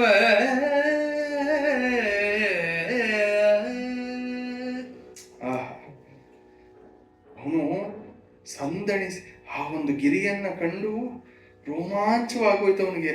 ಅಂದ್ರೆ ಕಡೆಗೂ ನನ್ನನ್ನು ಕಾಪಾಡುವಂತಹ ಭೂಮಿ, ಈ ಗಿರಿ ಮಾತೆ ಸಿಕ್ಕಿಬಿಟ್ಲು ನನಗೆ ಅಂತ ಅವನಿಗೆ ಎಷ್ಟೆಷ್ಟು ಓಡಿದಾನೆ. ಎಲ್ಲೆಲ್ಲಿ ಸತ್ಯಲೋಕದಿಂದ ಪಾತಾಳವಡಿಗೆ ಓಡ್ಬಿಟ್ಟಿದ್ದಾನೆ ಅವನು. ಹರುಷಾಶ್ರುಗಳು, ಕಣ್ಣಿಂದ ಆನಂದ ಬಾಷ್ಪ ಸುರಿತಿದೆ ಅವನಿಗೆ. ಏನು ಅಂತ ಅವನಿಗೆ ಉಪ್ಪಿದನು, ತೂಗಾಡಿದ ತಲೆಯನ್ನು ಆಹಾ ಆಹಾ ಅಂತ ಆ ಕಡೆ ಈ ಕಡೆ ತೂಗಾಡುತ್ತಿದ್ದಾನೆ. ಹೇಗೆ ಇತ್ತು ಅಂದರೆ ಇಂದುವನು ಕೈರವ ಕುಲ. ಕೆನ್ನೈದಿಲೆ ಯಾವುದು ರಾತ್ರಿ ಮಾತ್ರ ಅರಳುತ್ತೋ ಅದು ಚಂದ್ರನನ್ನ ನೋಡಿ ಹೇಗೆ ಖುಷಿ ಪಡುತ್ತೋ, ಬಂದ್ಬಿಟ್ಟ ಬಂದ್ಬಿಟ್ಟ ಅಂತ. ಹಾಗೆಯೇ ಅರವಿಂದ ಸಂಕುಳ ತರಣಿಯನು, ಕಮಲಗಳು ಸೂರ್ಯನನ್ನ ಕಂಡು ತರಣಿ ಹಾ ಬಂದ್ಬಿಟ್ಟ ಬಂದ್ಬಿಟ್ಟ ಅಂತ ಹೆಂಗೆ ಖುಷಿ ಪಡುತ್ತೋ, ತೃಷೆಯಿಂದ ಬಂದವನು ಉದಕವನು. ತೃಷೆ ಅಂದ್ರೆ ಬಾಯಾರಿಕೆ, ನೀರಡಿಕೆ, ನೀನು ಪ್ರಾಣವೇ ಹೋಗುತ್ತೆ, ನೀರು ಬೇಕು ಅಂತ ಇದ್ದವನಿಗೆ ಒಂದು ಜಲರಾಶಿ ಕಂಡುಬಿಟ್ರೆ ಅಯ್ಯೋ ಇನ್ನೇನು ಅದೇನು ಅದನ್ನ ಟೆಸ್ಟ್ ಮಾಡೋಣ, RO ಪ್ಯೂರಿಫೈ ಮಾಡೋಣ, ಹೋಗಿ ಬೀಳೋದೆ. ಈಗ್ಲಿಗೆ ಜಾನ್ ಬಚೀತು ಲಾಕೋಪಾಯಿ, ಈಗ ಪ್ರಾಣ ಉಳಿ ಆಮೇಲೆ ನೋಡ್ಕೊಳ್ಳೋಣ, ಟೆಸ್ಟಿಂಗ್ ಮುಂದಕ್ಕೆ ಮಾಡೋಣ ಅಂತ. ಹಾಗೆ ಕರು ತಾಯ ಕಂಡಂತೆ, ಆ ಒಂದು ಚಿಕ್ಕ ಕಂಡು ಕರು ಅದು ತಾಯಿಯನ್ನ ಹಸುವನ್ನ ನೋಡಿದ ತಕ್ಷಣ ಹೇಗೆ ಕಿವಿಯನ್ನು ಹಿಂಗೆ ನೆಟ್ಟಿಗೆ ನಿಲ್ಲಿಸ್ಕೊಂಡು ಹಿಂಗೆ ಓಡ್ ಹೋಗುತ್ತೆ. ಅದನ್ನ ಹಳ್ಳಿ ಕಡೆ ಇದ್ದು ಹಸುಗಳಿದ್ದವ್ರಿಗೆ ಗೊತ್ತಿರುತ್ತೆ, ಅಥವಾ ಬರೀ ತಾಯಿ ಯಾಕೆ ಆ ಮನೆಯ ಒಂದು ಆ ಗೃಹಿಣಿ ಅವಳು ಅಂದ್ರೆ ಸಾಕು ಅಂತ ಹಿಂಗೆ ತಲೆಯನ್ನು ಇದು ಮಾಡಿಕೊಂಡು ಓಡ್ ಬರುತ್ತೆ, ಅದಕ್ಕೆ ಖುಷಿನೇ ಬೇರೆ. ಹಾಗೆ ಇವನಿಗೆ ತಡೆಯಲಾರದ ಒಂದು ಖುಷಿ. ಇಲ್ಲಿ ವ್ಯತ್ಯಾಸ ನೋಡಿ, ಕಡೆಯ ಎರಡು ಬ್ರಹ್ಮನಿಗೆ ಹೋಲೋದು. ಬಾಯಾರಿ ಬಂದವನು ಉದಕವನ ಕಂಡಂತೆ ಅಂತ, ಅದು ಬ್ರಹ್ಮನಿಗೆ ಹೋಲುತ್ತೆ. ಕರು ತಾಯ ಕಂಡಂತೆ ಅನ್ನೋದು ಪಾರ್ಷಿಯಲಿ ಹೋಲುತ್ತೆ, ಇನ್ನೆರಡು ಹೋಲಲ್ಲ. ಯಾಕೆ ಅಂದ್ರೆ ಮೂರೂ ತರಹದ ಒಂದು ಉದಾಹರಣೆಯನ್ನ ಕೊಡ್ತಾನೆ ಕವಿ. ಕರು ತಾಯ ಕಂಡಂತೆ ಅಂದಾಗ ಕರು ತಾಯಿಯ ಬಳಿಗೂ ಬರಬಹುದು, ತಾಯಿ ಕರುವಿನ ಬಳಿಗೂ ಬರಬಹುದು. ಆದ್ರೆ ತೃಷೆ ಬಾಯಾರಿದವನು ನೀರ್ ಹತ್ರ ಹೋಗ್ಬೋದು, ನೀರು ಅವನ ಹತ್ರ ಬರೋಕ್ಕಾಗಲ್ಲ. ಹಾಗೆ ಬ್ರಹ್ಮ ನೀರಿನ ಹತ್ರ ಇವಾಗ ಆ ಪುಷ್ಪಗಿರಿಯ ಬಳಿಗೆ ಹೋಗಬಹುದೇ ಹೊರತು ಪುಷ್ಪಗಿರಿ ಅವನ ಬಳಿಗೆ ಬರೋಕ್ಕಾಗಲ್ಲ. ಮತ್ತೆ ಹಿಂದಿನ ಎರಡು ಅವು ಎಲ್ಲಿಗೂ ಹೋಗಕ್ಕಾಗಲ್ಲ. ಆ ಕೆನ್ನೈದಿಲೆ ಚಂದ್ರ ಬರಬಹುದು, ಬರ್ತಾನೆ ಅನ್ನುವ ಆಶೆಯಿಂದ ಕಾಯ್ಬೇಕಷ್ಟೆ. ಚಂದ್ರ ಬಂದ್ರೆ ಬಂದಾನು, ಇದೇನು ಚಂದ್ರನ ಬಳಿಗೆ ಹೋಗಕ್ಕಾಗಲ್ಲ. ಹಾಗೆ ಕಮಲವೂ ಕೂಡ ಸೂರ್ಯ ಬರ್ತಾನೆ ಅನ್ನೋ ಒಂದು ಆಸೆಯಲ್ಲಿ ಆಶಾಕಿರಣ ಕಾಯ್ತಿರುತ್ತೆ. ಬಂದ್ರೆ ಉಂಟು, ಇಲ್ಲದಿಲ್ಲ, ಇದೇನು ಮಾಡಕ್ಕಾಗಲ್ಲ. ಅದರಿಂದ ಪುರುಷ ಪ್ರಯತ್ನ ಇಲ್ಲಿ ಸಾಧ್ಯವಿದೆ ಬ್ರಹ್ಮನಿಂದ. ಅದನ್ನ ಅವನು ಮಾಡ್ತಾನೆ, ಓಡ್ ಹೋಗ್ತಾನೆ ಪುಷ್ಪಗಿರಿಗೆ. ರೋಗಿ ಸಂಜೀವಿನಿಯಡಿಗೆ ಭವರೋಗಿ ಶ್ರೀ ಗುರುವಿನ ಸಮೀಪ ಕೆರಗಿ. ರೋಗಿ ಸಂಜೀವಿನಿಯಡಿಗೆ ಭವರೋಗಿ ಶ್ರೀ ಗುರುವಿನ ಸಮೀಪ ಕೆರಗಿ. ತನ್ನಯ ಸುಖವನಿ ಬಲೆಯರ ಹೊರೆಗಾಗಿ ಭೋಗಿ ಭಂಡಾರದ ಮನೆಗೆ ಶಿವಯೋಗಿ ಮುಕ್ತಿಯ ಹೊರಗೆ ಬಂದ ಬೋಲಾಗಲಂಬುಜ ಭವನು ಬಂದನು ಗಿರಿಯ ಹೊರೆಗಾಗಿ, ಗಿರಿಯ ಹೊರೆಗಾಗಿ. ಆಹಾ, ಎಷ್ಟು ಚೆನ್ನಾಗಿ ಹೇಳ್ತಾರೆ. ರೋಗಿ ಸಂಜೀವಿನಿ ಎಡೆಗೆ, ಪಾದೋದಕಂ ಪಾವನಂ ಶುಭಂ ಅಂತ ನಾವು ಹೇಳ್ತೀವಿ. ತೀರ್ಥಪ್ವಾರಿ ವಿಷ್ಣು ಪ್ರಸಾದವೇ ಪಾದೋದಕ ಪಾವನ ಅಂತ. ಹಾಗೆ ಸಂಜೀವಿನಿಯನ್ನ ನೋಡಿದ್ರೆ ರೋಗಿ ಹೇಗೆ ಬರ್ತಾನೋ, ಆಹಾ ಎಲ್ಲಿದ್ದೆ ಇಷ್ಟು ದಿನ ಅಂತ. ಹಾಗೆಯೇ ಭವರೋಗಿ ಶ್ರೀ ಗುರುವಿನ ಸಮೀಪಕ್ಕೆ ಎರಗಿ. ಭವರೋಗಿ, ಈ ಭವಸಾಗರ, ಈ ಒಂದು ಮಾಯಾಸಾಗರ ಪ್ರಪಂಚ, ನಾವು ನಮ್ಮದೇ ತುಂಬ ದೊಡ್ಡದು, ದೊಡ್ಡಸ್ತಿಕೆ. ನಾವು ನಮ್ಮನ್ನು ಬಿಟ್ಟರೆ ಎವರು ಮನಕ್ಕೂ ಸಮಾನము, ನನಗೆ ಯಾರಪ್ಪ ಸಮಾನ ಅಂತ ಮೀಸೆ ತಿರುಗಿಕೊಂಡಿರ್ತೀವಿ. ಆದರೆ ಒಬ್ಬ ಭವರೋಗಿ ಯಾರಿಗೆ ಇದೆಲ್ಲ ಮಿಥ್ಯ, ಬ್ರಹ್ಮ ಸತ್ಯಂ ಜಗನ್ಮಿಥ್ಯ ಜೀವೋ ಬ್ರಹ್ಮೇವ ನಾಪರಹ ಅಂತ ಆ ಅದ್ವೈತ ಕಲ್ಪನೆ ಬರುತ್ತೋ ಅವನಿಗಿಂತ ತಾಳಕ್ಕಾಗಲ್ಲ. ಗೊತ್ತಾಗಿದೆ, ಆದರೆ ಇದರಿಂದ ಪಾರಾಗೋದು ಹೇಗೆ? ಆಗ ಈ ವೇದಾಂತ ಸಾರ ಗ್ರಂಥದಲ್ಲಿ ಸದಾನಂದ ಯತಿಗಳು ಹೇಳ್ತಾರೆ, ದೀಪ್ತ ಪ್ರಜ್ವಲಿತ ಶಿಖಾ ಇವ ಪುರುಷಃ ಜಲಾಶಯಂ ಯಥಾ ಅಂತ. ಒಬ್ಬ ಮನುಷ್ಯ ತಲೆ ಮೇಲೆ ಬೆಂಕಿ ಹತ್ತಿದೆ, ಬೆಂಕಿ ಹತ್ತಿರುವ ತಲೆಯನ್ನ ಇಟ್ಕೊಂಡು ಒಬ್ಬ ನೀರನ್ನ ಹುಡ್ಕೊಂಡು ಹೇಗೆ ಓಡ್ತಾನೆ, ನೀರು ಕಂಡಾಗ ಏನು ಮಾಡ್ತಾನೆ ನೋಡೋಣ, ನೀರೊಳಗೆ ಹೋಗೋದಾ, ಒಂದು ಸ್ವಲ್ಪ ಹೊತ್ತು ಇರೋದಾ, ಇನ್ನೂ ತುಂಬ ಸುಡ್ತಿಲ್ಲ, ಓಡ್ ಹೋಗಿ ನೀರೊಳಗೆ ಬಿದ್ದು ಬಿಡ್ತಾನೆ. ಹಾಗೆ ನಿಜವಾದ ಒಂದು ಈ ಭವ ಅನ್ನುವ ಒಂದು ಬೆಂಕಿಯಿಂದ ಸುಡುತ್ತಿರುವಂತಹ ಒಬ್ಬ ಜೀವ ಸಂಪೂರ್ಣ ಶರಣಾಗತಿಯಿಂದ ಗುರುವಿನ ಪಾದಕ್ಕೆ ಬಿದ್ದು ಬಿಡ್ತಾನೆ. ಯೋಚಿಸಲ್ಲ, ಈಗ ಹೋಗೋದಾ, ಅಥವಾ sir I am little busy, can we start next month? ಅಲ್ಲ, ಹೋಗಿ ಶರಣಾಗತಿ ಪಾದದಲ್ಲಿ ಬಿದ್ದು ಬಿಡ್ತಾನೆ. ಕಾಪಾಡು, ನನಗಿನ್ನೇನು ಬೇಡ. ಆ ತಲೆ ಮೇಲೆ ಬೆಂಕಿ ಏರಿರೋವನಿಗೆ ನಿನಗೆ IAS ಸೀಟ್ ಕೊಡಿಸ್ಲಾ, ನೋಡು ಗೌರ್ಮೆಂಟ್ ಸೀಟ್ ಕೊಡಿಸ್ತೀನಿ, ನಿನಗೆ ಗೌರ್ಮೆಂಟ್ ಜಾಬ್ ಕೊಡಿಸ್ಲಾ, ಅಥವಾ ರಾಜನ ಮಗಳ ಜೊತೆ ನಿನಗೆ ಮದುವೆ ಮಾಡಿಸ್ಕೊಡ್ಲಾ? ಅಪ್ಪ ಸ್ವಾಮಿ, ನನ್ನ ತಲೆ ಉಳಿದ್ರೆ ಮೊದಲು ನೀನು ಹೋಗ ಕಡೆ, ನನಗೆ ಬರೀ ನೀರು ಬೇಕು. ಹಾಗೆಯೇ ಒಬ್ಬ ಭವರೋಗಿಗೆ ಇದು ಬೇಕಾ, ಅದು ಬೇಕಾ, ಅದು ಬೇಕು, ಜೊತೆಗೆ ಮೋಕ್ಷವನ್ನು ಕೊಡಿ. ಅಲ್ಲ, ಏನೂ ಬೇಡ, ನನಗೊಂದು ಮೋಕ್ಷ ಕೊಡಿ ಸಾಕು, ನನಗೆ ಆ ಗುರುಪಾದದಲ್ಲಿ ಬಿದ್ದು ಶರಣಾಗತಿಯಿಂದ ಮೋಕ್ಷವನ್ನು ಪಡಿತೀನಿ, ನನಗಿನ್ಯಾವ ಆಸೆಯೂ ಇಲ್ಲ ಅಂತ ಹೋಗ್ತಾನೆ. ಇದು ವೇದಾಂತ ಸಾರದಲ್ಲಿ ತುಂಬ ಚೆನ್ನಾಗಿ ಮೊದಲಲ್ಲೇ ಹೇಳ್ತಾರೆ, ಅನುಬಂಧ ಚತುಷ್ಟಯದಲ್ಲಿ. ಅದಿದ್ದವನು ಮಾತ್ರ ಅಧಿಕಾರಿ ಗ್ರಂಥಕ್ಕೆ ಅಂತ ಅಧಿಕಾರಿ ಲಕ್ಷಣದಲ್ಲಿ ಬರುತ್ತೆ. ಹಾಗೆ ಅದನ್ನ ಇವರು ಇಲ್ಲಿ ಬಳಸ್ಕೊಂಡಿದ್ದಾರೆ. ಭವರೋಗಿ ಶ್ರೀ ಗುರುವಿನ ಸಮೀಪಕ್ಕೆ ಎರಗಿ ಅನ್ನಯ ಸುಖವನೀವ. ಇಲ್ಲಿ ಅಷ್ಟೇ ಅಲ್ಲ, ತನಗೆ ಸುಖಾಸ್ಪದ ಯಾರು ಒಬ್ಬ ತುಂಬ ಶೃಂಗಾರ ಪುರುಷ ಇದ್ದಾನೆ, ವಿಟ ಪುರುಷ, ಅವನಿಗೆ ಸುಖವನ್ನ ಈಯುವ ಅಬಲೆಯರು. ಅವನು ಯಾವಾಗಲೂ ಹೆಂಗಸರ ಸಹವಾಸವೇ ಅವನಿಗೆ ಬೇಕಾಗಿರೋದು. ಅಂತಹ ಹೆಂಗಸರ ಹೊರೆಗಾಗಿ, ಹೊರೆ ಅಂದರೆ ಆಶ್ರಯ, ಅವರು ಯಾವಾಗಲೂ ಅವರ ತೆಕ್ಕೆಯಲ್ಲಿ ಇರಬೇಕು, ಅವರ ಜೊತೆ ವಿರಮಿಸ್ಬೇಕು, ಆರಾಮಿಸ್ಬೇಕು ಅಂತ. ಅವನು ಹೇಗೆ ಬೇರೆ ಏನು ಹೇಳಿದ್ರು ಅವನ ತಲೆ ಓಡೋದೇ ಇಲ್ಲ. ಇವತ್ತು ಅವ್ರ ಹತ್ರ ಹೋಗಿ ಸೇರಿಬಿಡ್ಬೇಕು ಅಂತ ಹೋಗ್ತಾ ಇರ್ತಾನೆ ಅವನು. ಯಾರು ಏನು ಹೇಳಿದ್ರು, ಚೆನ್ನಾಗಿದ್ದೀನಿ ಅಂತ ಹೋಗ್ತಿರ್ತಾನೆ. ಅವನಿಗೆ ಬೇಕಾಗಿರೋದು ಅದೊಂದೇ. ಇವಾಗ ಭೋಗಿ ಭಂಡಾರದ ಮನೆಗೆ ಭೋಗಿ, ಯಾರಿಗೆ ಹೊಟ್ಟೆ ಹಸ್ತಿದೆ, ಯಾರು ತಿನ್ನಬೇಕು ಅಂತಿದ್ದಾನೆ, ಊಟ ಮಾಡಬೇಕು ಅಂತಿರೋ ಅವನು ಭಂಡಾರಕ್ಕೆ ಹೋಗ್ತಾನೆ. ಹೆಂಗೆ ಹೋಗ್ತಾನೆ ಅವನು? ಅಲ್ಲಿ ಇಲ್ಲಿ ನೋಡಿಕೊಂಡು ಹೋಗೋಣ ಅಲ್ಲ, ಮುಗಿದೋದ್ರೆ ಊಟ ತಕ್ಷಣ ಹೋಗ್ಬೇಕು, ಊಟಕ್ಕೆ ಮೊದಲು ಹೋಗ್ಬೇಕು, ಓಡ್ತಾನೆ. ಹಾಗೆ ಶಿವಯೋಗಿ ಮುಕ್ತಿಗೆ, ಹಾಗೆಯೂ ಒಬ್ಬ ಶಿವಯೋಗಿ ಶಿವ ಸಾಯುಜ್ಯವನ್ನ ಯಾರು ಪಡಬೇಕು ಅಂತ ಇದ್ದಾರೋ ಅವನು ಮುಕ್ತಿಗೆ ಅಂತ ಓಡ್ತಾನೆ. ಅಂತಹ ರೀತಿಯಲ್ಲಿ, ಆ ರೀತಿಯಲ್ಲಿ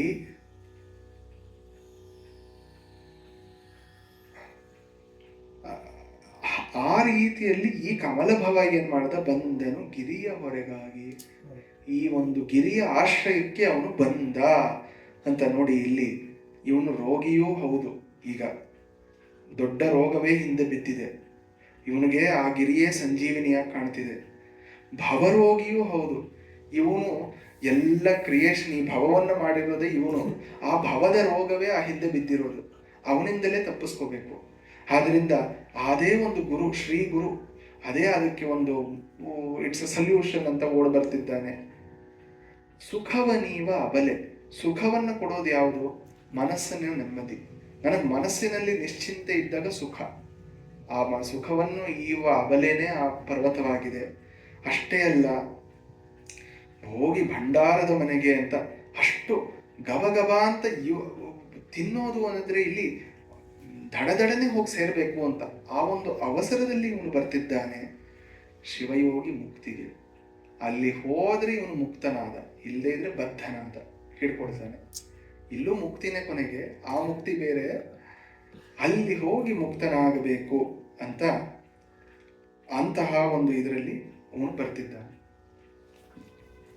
ಕಾಲಕೂಟವೇ ಹಳಹಳದ ಧಾಳಿಗಳುಗಿಯೇ ಹರಿಯು ಚಂದ್ರರು ಶೂಲಪಾಣಿಯ ಮರಿಯ ಹೊಕ್ಕಂದದಲ್ಲಿ, ಹರಿಯು ಚಂದ್ರರು ಶೂಲಪಾಣಿಯ ಮರಿಯ ಹೊಕ್ಕಂದದಲ್ಲಿ, ಕಮಲ ಭವ ಕೂಳದನು ಜನಗಾರದೆ ಸ್ಥೂಲಗಿರಿ ಶಿಖರವನು ಅಡರಿದನೇಳಿಗೆಯನೇನುಬೇನೆ ವಾಣೀಶನುನ್ನತಿಯ ವಾಣೀಶನುನ್ನತಿಯ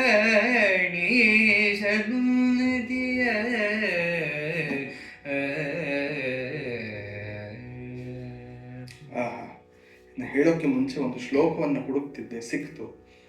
ಇಲ್ಲಿ ಹೇಳ್ತಾರೆ ನೋಡಿ, ಶಿವಯೋಗಿ ಮುಕ್ತಿಯ ಹೊರೆಗೆ ಅಂತ. ಶಿವಯೋಗಿಗೆ ಏನು ಬೇಕು? ಶಿವಪದ ಸಾಯುಜ್ಯ ಬೇಕು. ವಿಷ್ಣು ಯೋಗಿಗೆ ವಿಷ್ಣುಪದ ಸಾಯುಜ್ಯ, ಅಷ್ಟೇ ಅವರಿಗೆ ಬೇಕಾಗಿರೋದು. ಇದನ್ನ ನಾವು ಮಹಾ ಅದ್ವೈತಿಗಳಾದ ಅಪ್ಪಯ್ಯ ದೀಕ್ಷಿತರು, ಸರ್ವತಂತ್ರ ಸ್ವತಂತ್ರರು, ಅವರ ಒಂದು ಕೃತಿಯಲ್ಲಿ, ಅವರ ಒಂದು ಶ್ಲೋಕದಲ್ಲಿ ನೋಡ್ತೀವಿ. ಕಡೆಯ ಶ್ಲೋಕ ಅವರು ಹೇಳೋದು, ಅವರು ಮಹಾಶಿವಭಕ್ತರು. ಕಡೆಯ ದಿನಗಳಲ್ಲಿ ಅವ್ರಿಗೆ ಇನ್ನೇನು ಬೇಡ, ನಾನು ಚಿದಂಬರದಲ್ಲಿ ಇರಬೇಕು, ನಟರಾಜನನ್ನು ನೋಡ್ಕೊಂಡು ಚಿದಂಬರದಲ್ಲಿ ಇರ್ತಾರೆ.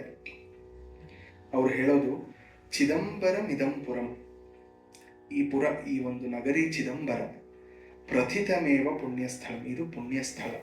ಅಂದ್ರೆ ಒಂದು ತೀರ್ಥಕ್ಷೇತ್ರ ಪುಣ್ಯಸ್ಥಳಕ್ಕೆ ಹೋದ್ರೆ 3 ರಾತ್ರಿಯಾರು ಅಲ್ಲಿ ವಾಸಿಸಬೇಕು ಅಂತ ಹೇಳ್ತಾರೆ. ನಾನಿವಾಗ ಇಲ್ಲೇ ಇದ್ಬಿಟ್ಟಿದ್ದೀನಿ, ಈ ತೀರ್ಥಕ್ಷೇತ್ರದಲ್ಲೇ ಇದ್ದೀನಿ. ಆದ್ರಿಂದ ನನ್ನ ಪುಣ್ಯಕ್ಕೆ ಎಣೆ ಇಲ್ಲ. ಇನ್ನೇನು ನಾನು ಯಾವ ತೀರ್ಥಕ್ಷೇತ್ರವನ್ನು ನೋಡಬೇಕು, ಏನೂ ಆಸೆ ಇಲ್ಲ ನನಗೆ. ಸುತಾಶ್ಚ ವಿನಯೋಜ್ವಲ, ಇಲ್ಲಿ ಸುತಾಹ, ನನ್ನ ಮಕ್ಕಳೆಲ್ಲ ಇದ್ದಾರೆ. ವಿನಯೋಜ್ವಲ, ಚೆನ್ನಾಗಿದ್ದಾರೆ ನನ್ನ ಮಕ್ಕಳೆಲ್ಲ, ಒಳ್ಳೆ ವಿನಯಶೀಲರು. ಸಂತಾನ, ಐ ಹ್ಯಾವ್ ನೋ ಕ್ವಾಮ್ಸ್, ಈ ಥರ ಮಕ್ಕಳಾಗೋದ್ರಲ್ಲ ಅಂತಿಲ್ಲ. ನನ್ನ ಮಕ್ಕಳು ಮೊಮ್ಮಕ್ಕಳೆಲ್ಲ ಒಳ್ಳೆಯವರು. ಸುಕೃತ ಕರ್ಮ ನಿಷ್ಠಾಶ್ಚಮೆ, ಎಲ್ಲ ಸುಕೃತ ಕರ್ಮ ನಿಷ್ಠಾ, ನಾನು ಏನೇನು ಮಾಡಿದ್ದೀನಿ ಎಲ್ಲ ಸುಕೃತವನ್ನ ಆದಷ್ಟು ನಾನು ತಿಳಿದಷ್ಟು ಒಳ್ಳೆ ಕೆಲಸವನ್ನು ಮಾಡಿದ್ದೀನಿ. ಏನೇನು ಬೇಕು ಮಾಡಿದ್ದೀನಿ, ಒಂದಿಷ್ಟು ಒಳ್ಳೆಯದು ಲೋಕಕ್ಕೆ. ವಯಾಂಸಿ ಮಮ ಸಪ್ತತೇರುಪರಿ, ನನಗೆ ವಯಸ್ಸು ಇವಾಗ ಸಪ್ತತೇರುಪರಿ, 70 ದಾಟಿದೆ, 70 ಮೇಲಾಗಿದೆ. ನೈವ ಕಾಂಕ್ಷಾಚಮೆ, ನನಗೆ ಇನ್ಯಾವ ಆಸೆನೂ ಇಲ್ಲ. ಭೋಗ ಕಾಂಕ್ಷ ಅಂತ ಇರ್ಬೇಕಲ್ಲ, ನೈವ ಭೋಗೇಶು ಕಾಂಕ್ಷಾಚಮೇನೋ ಏನೋ ಬರುತ್ತದೋ. ನನಗೆ ಭೋಗದಲ್ಲಿ ಇನ್ಯಾವ ಭೋಗದಲ್ಲೂ, ವಿಷಯ ಭೋಗಗಳಲ್ಲಿ ತಿನ್ನೋದಾಗ್ಲಿ ಉಡೋದಾಗ್ಲಿ ಇನ್ನೇನೂ ಆಸೆ ಇಲ್ಲ. ಇನ್ನೊಂದಿದೆ, ಇದೇ ಅಂದ್ರೆ ಯದಸ್ತಿ ಶಿವತಾದಾತ್ಮ್ಯ ತದಹೋ ಭಾಗ್ಯಂ ಪರಂ. ಆ ಶಿವತಾದಾತ್ಮ್ಯ, ಶಿವಪದ ಸಾಯುಜ್ಯ ಒಂದು ಸಿಕ್ಕಿದ್ರೆ ಅದೊಂದು ಮಾತ್ರ ನನಗೆ ಬೇಕಾಗಿರೋದು, ಇವಾಗ ಬಾಕಿ ಇರೋದು ಅಂತ ಹೇಳ್ತಾರೆ. ಎಲ್ಲ ಸಿಕ್ಕಿದೆ, ಭಗವಂತ ಎಲ್ಲವನ್ನೂ ಕೊಟ್ಟಿದ್ದಾನೆ, ಅದೊಂದು ಬಾಕಿ ಅಂತ. ನಮಗೂ ಎಲ್ಲ ಅದೇ ಇರಬೇಕು. ದಿನ ಕೇಳ್ಕೊಳ್ಳೋದೇ ಅದು, ಅನಾಯಾಸೇನ ಮರಣಂ ವಿನಾ ದೈನ್ಯೇನ ಜೀವನಂ ದೇಹಿಮೇ ಕೃಪಯಾ ಶಂಭೋ ತ್ವದ್ಭಕ್ತಿರಚಂಚಲ. ನಿನ್ನ ಭಕ್ತಿ, ಅಚಂಚಲವಾದ ಭಕ್ತಿಯನ್ನು ಕೊಡು. ಒಂದು ದಿನ ಭಕ್ತಿ, ಇನ್ನೊಂದು ದಿನ ಏನು ನನ್ನ ಕಾಪಾಡಲೇ ಇಲ್ಲ ಅನ್ನೋದು, ಅದು ಬೇಡ. ಮತ್ತೆ ಅನಾಯಾಸವಾಗಿ ವೆಂಟಿಲೇಟರ್ಗೆ ಹೋಗದೆ, ICUಗೆ ಹೋಗದೆ ತಪಕ್ಕಂತ ಹೋಗ್ಬಿಡ್ಬೇಕು. ವಿನಾ ದೈನ್ಯೇನ ಜೀವನ, ಯಾರ ಮುಂದೆಯೂ ಒಂದು ದಿನ ದೇಹಿ ಅಂತ ಕೈ ಒಡ್ಡಬಾರ್ದು. ನನಗೊಂದಿಷ್ಟು ಸಾಲ ಕೊಡಿ, ನನಗೊಂದು ಸ್ವಲ್ಪ ಸಹಾಯ ಮಾಡಿ ಅಂತ ಕೈ ಒಡ್ಡುವ ಪರಿಸ್ಥಿತಿ ಬರಬಾರ್ದು. ಅಷ್ಟು ಕೊಡು ಸಾಕು. ಇಲ್ಲಿ ಹೇಳ್ತಿದ್ದಾನೆ,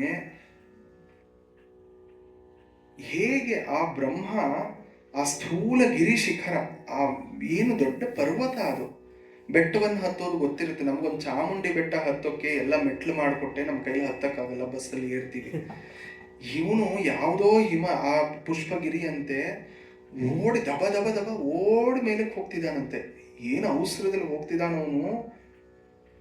ಏನೆಂಬನೇ ವಾಣೀಶನ ಏಳಿಗೆಯ ಅಂತಾರೆ. ಈ ಏಳಿಗೆ ಅನ್ನೋದಕ್ಕೆ ನೋಡಿ 2 ಅರ್ಥ. ಒಂದು ಏಳಿಗೆ ಅಂದ್ರೆ ಹತ್ತೋದು, ಇನ್ನೊಂದು ಅವನಿಂದ ಬಚಾವಾದ ಏಳಿಗೆ. ಅವನು ಏಳಿಗೆ ಆಗೋಯ್ತು, ಇಲ್ದಿದ್ರೆ ಅವನು ಬೀಳಿಗೆ, ಅವನು ಸಿಕ್ಕಾಕೊಳ್ತಿದ್ದ ಆ ರಾಕ್ಷಸನೇ. ಏನೆಂಬನೇ ವಾಣೀಶನ ಏಳಿಗೆಯ, ಎಷ್ಟು ಬೇಗ ಹತ್ತುತ್ತಿದ್ದಾನಪ್ಪ. ಹೇಗೆ ಕಾಣಿಸ್ತಿದೆ ಅಂದ್ರೆ, ಈ ಕಾಲಕೂಟ ವಿಷ ಬಂತಲ್ಲ ಸಮುದ್ರ ಮಥನ ಮಾಡಿದಾಗ, ಈ ಕಾಲಕೂಟ ಬಂದಾಗ ಆ ಹೆದರಿಕೆಗೆ ಹೇಗೆ ವಿಷ್ಣು ಮತ್ತೆ ಚಂದ್ರರು ಶೂಲಪಾಣಿಯ ಹತ್ರಕ್ಕೆ ಶಿವನ ಬಳಿಗೆ ಓಡ್ ಹೋದ್ರೋ ಹಾಗೆ ಅಂತ. ವಿಷ್ಣು ಅನ್ನೋದು ಅರ್ಥ ಆಗುತ್ತೆ, ಯಾಕೆಂದ್ರೆ ವಿಷ್ಣು ಅನ್ನೋದು ಒಂದು ಉತ್ತಮ ದೇವತೆ, ಸುಪೀರಿಯರ್ ಗಾಡ್ ಅಂತ ಅವನು ಓಡ್ ಹೋದ ಅಂತ ಹೇಳೋದಕ್ಕೆ ಆಗತ್ತೆ. ಚಂದ್ರ ಯಾಕೆ ಬರಬೇಕಾಗಿತ್ತಲ್ಲಿ? ಬೇರೆ ದೇವತೆ ಯಾರನ್ನಾರು ಬ್ರಹ್ಮ ಅಂತಾನೆ ಹೇಳ್ಬೋದಾಗಿತ್ತಲ್ವಾ, ಅಥವಾ ಯಾರನ್ನೋ ಹೇಳ್ಬೋದು. ಚಂದ್ರ ಏನು ವಿಷ್ಣುವಿಗೆ ಸಮನೆ ಅಂದ್ರೆ ಆಗಲ್ಲ. ಚಂದ್ರ ಇರೋದೇ ಸುಧಾಂಶು, ಅವನು ಸುಧಾ ಕಿರಣ, ಅವನು ತುಂಬಿರೋದೇ ಅಮೃತದಿಂದ, ಅಮೃತಾಂಶ. ವಿಷಕ್ಕೆ ಹೆದರ್ಕೊಂಡು ಅಮೃತವು ಓಡ್ತು ಅಂತ. ಅಮೃತ ಕಿರಣನೇ ಆದರೂ ಚಂದ್ರ, ಸುಧಾಂಶುವೇ ಆದರೂ ಅದು ಬಂದಾಗ ಶಿವನೇ ಬೇಕಾಯಿತು ಅಂತ ಹೇಳ್ತಾರೆ. ಇದು ಇದರಲ್ಲಿ ಬರುತ್ತೆ, ನೀಲಕಂಠ ವಿಜಯ ಚಂಪೋಲ್ಲಿ ಅದನ್ನ ಶ್ಲೋಕವನ್ನು ಬರ್ಕೊಂಡು ಬರ್ಬೇಕಾಗಿತ್ತು. ಮೊದಲನೇ ಶ್ಲೋಕದಲ್ಲಿ ಹೇಳ್ತಾರೆ ದೇವಾಸ್ ತಸ್ಮೈ ನುಮಃ ಅಂತ. ಅವನೊಬ್ಬನೇ ದೇವತೆ ಇರೋದು, ಅವನಿಗೆ ನಮಸ್ಕಾರ ಮಾಡೋಣ. ಯಾರು ಅಂದ್ರೆ ಬೇರೆ ದೇವತೆಗಳು ಸಂತಿ ಬಹವೋ ದೇವತಾ ಭುವಿ ಭಾರಭೂತಾ, ಸುಮ್ಮನೆ ಭೂಮಿಗೆ ಭಾರವಾದ ಎಷ್ಟೋ ದೇವತೆಗಳಿದ್ದಾರೆ.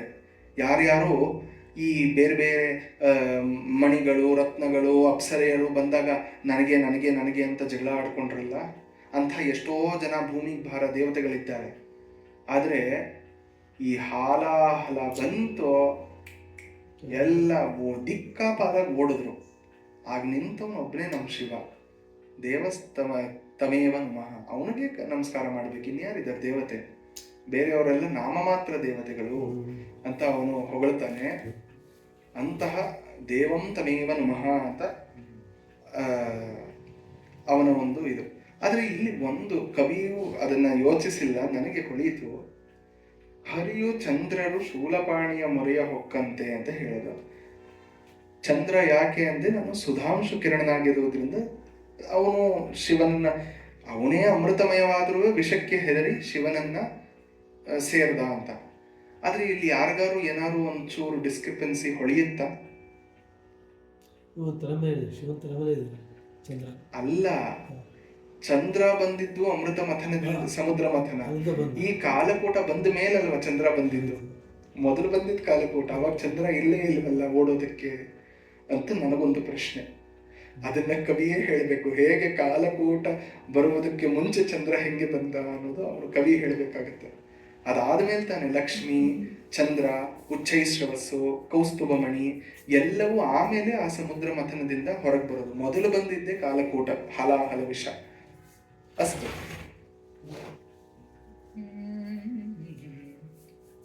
ಏನನೆಂಬನು ಋಷಿಯ ಶಾಪದ ಕೇತುಪಸಂಧಾನದ ಸಗ್ಗಾಡವ ನಾನಲಾರ್ಪವರಾರು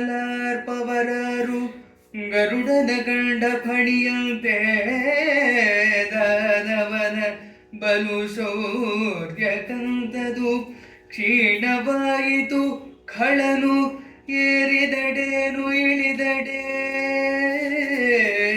ಖಳನು ಏರಿದಡೇನು ಇಳಿದಡೆ ಕಾಣಬಹುದೆಂದೆನುತ ಕೆಳಗಿರ್ದ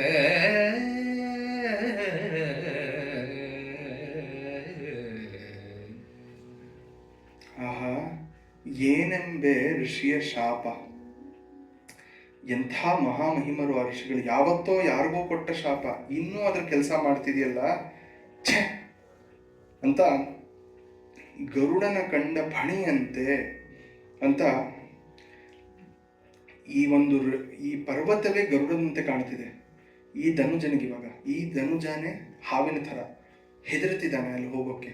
ಇವನಿಗೂ ಗೊತ್ತು ಆ ಕತೆ, ಬ್ರಹ್ಮನ್ ಗೊತ್ತಿರೋ ಕತೆ ಇವನಿಗೆ ಗೊತ್ತಿಲ್ವೇ? ಈ ಮತಂಗ ರಾಕ್ಷಸನಿಗೂ ಗೊತ್ತು. ಇವನಿಗೆ ಇವಾಗ ಹೆದರಿಕೆ, ಅಲ್ಲಿ ಮೇಲೆ ಹೋದ್ರೆ ನನ್ನ ತಲೆಯು ಉರುಳಿ ಬೀಳುತ್ತೆ ಅಂತ. ಅಂತ ಅಲ್ಲಿ ಕ್ಷೀಣವಾಯಿತು ಖಳನ ಶೌರ್ಯ. ಈ ದಾನವ ಇವಾಗವರೆಗೆ ಎಷ್ಟು ಕಾನ್ಫಿಡೆನ್ಸ್ ಇತ್ತು, ಏನು ಖುಷಿ ಇತ್ತು, ಎಷ್ಟೋ ಅಂತ ಇವಾಗ ಹಲ್ಲು ಕಚ್ಕೊಂಡು ಛೆ, ಅವಾಗಲೇ ಒಂಚೂರು ಬೇಗ ಓಡಿ ಹಿಡಿದು ಬೇಕಾಗಿತ್ತಲ್ಲ, ಇವಾಗ ಏನು ಮಾಡೋದು ಅಂತ ಅಂದುಕೊಂಡು ಏರಿದಡೆ ಏನು ಹತ್ತಿ ಹೋಗ್ಬಿಟ್ರೆ ಏನಲ್ಲಿ ಇಳಿಲೇಬೇಕು ತಾನೆ. ಹತ್ತಿದವನು ಇಳಿಯಲೇಬೇಕು. ಬರ್ಲಿ, ಕೆಳಗೆ ಬಂದಾಗ ನೋಡ್ಕೋತೀನಿ ಅಂತ ಅಲ್ಲೇ ಕೆಳಗೆ ಕೂತ್ಕೋತಾನಂತೆ. ಬಾ, ನೀ ಎಷ್ಟು ಹೊತ್ತಿರ್ತೀಯಪ್ಪ, ಅಲ್ಲೇ ನೀನು ವಾಸ ಮಾಡ್ತೀಯ, ಮಾಡು. ಎಷ್ಟು ದಿನ ಇರ್ತೀಯ? ನೀ ಕೆಳಗೆ ಬಂದ ತಕ್ಷಣ ನಾನಿನ್ನು ಮಠಕ್ಕೆ ಹಾಕ್ತೀನಿ, ಮಟ್ಟ ಮಾಡ್ತೀನಿ ಅಂತ. ಇಲ್ಲಿಗೆ ಇವತ್ತಿನ ಒಂದು ಕಾವ್ಯ ಭಾಗವನ್ನ ನಿಲ್ಲಿಸ್ಕೊಳ್ಳೋಣ. ಇವನು ಏರೋದು, ಇವನು ಇಲ್ಲಿ ಕಾಯೋದು, ಅವನಿಗೆ ಒಂದು ತರಹದ ಮುಕ್ತಿ. ಇವನು ಇವಾಗ ಬರಲ್ಲ, ಆದ್ರೆ ಹೌಸ್ ಅರೆಸ್ಟ್ ಅಂತಾರಲ್ಲ, ಇವಾಗ ಅವನೆಲ್ಲೂ ಹೋಗೋ ಹಾಗಿಲ್ಲ. ಈಗ ಮುಂದೆ ಏನು ಮಾಡ್ತಾನೆ, ಹೇಗೆ ಬದುಕುತ್ತಾನೆ ಅನ್ನೋದನ್ನ ಮುಂದಿನ ಸಂಚಿಕೆಯಲ್ಲಿ ನೋಡೋಣ. ಅಲ್ಲಿಯವರೆಗೆ ಶ್ರೀರಸ್ತು, ಶುಭಮಸ್ತು.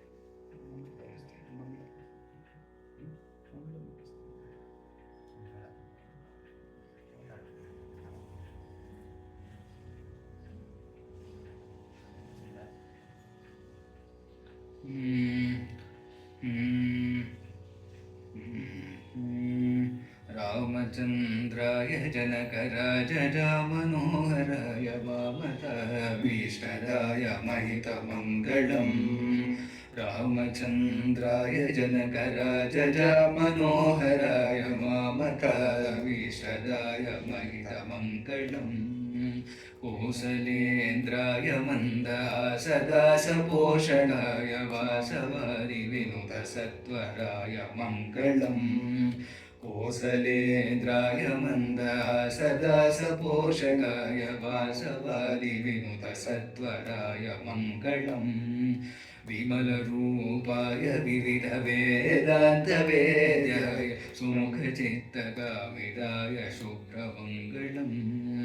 ವಿಮಲರೂಪಾಯ ವಿವಿಧ ವೇದಾಂತ ವೇದ್ಯಾಯ ಸುಮುಖಚಿತ್ತಗಾಮಿದಾಯ ಶುಭ್ರಮಂಗಳಂ. ರಾಮದಾಸಾಯ ಮೃದುಲ ಹೃದಯ ಕಮಲವಾಸಾಯ ಸ್ವಾಮಿ ಭದ್ರಗಿರಿವರಾಯ ಸರ್ವಮಂಗಳಂ. ರಾಮದಾಸಾಯ ಮೃದುಲ ಹೃದಯ ಕಮಲವಾಸಾಯ ಸ್ವಾಮಿ ಭದ್ರಗಿರಿವರಾಯ ಸರ್ವಮಂಗಳಂ. ಸರ್ವಮಂಗಳಂ ಸರ್ವಮಂಗಳಂ. ಇದೇ ಮಂಗಳವನ್ನು ಬ್ರಹ್ಮ ಮಾಡಿದರೆ ಸ್ವಾಮಿ ಪುಷ್ಪಗಿರಿವರಾಯ ಸರ್ವಮಂಗಳ. ಇವಾಗ ಅವನು ಪುಷ್ಪಗಿರಿಯನ್ನ ಹತ್ತಿದ್ದಾನೆ, ಅಲ್ಲಿ ಯಾವ ದೇವತೆ ಇದ್ದಾನೋ ಅವನಿಗೆ ಸರ್ವಮಂಗಳ. ನಮಸ್ಕಾರ.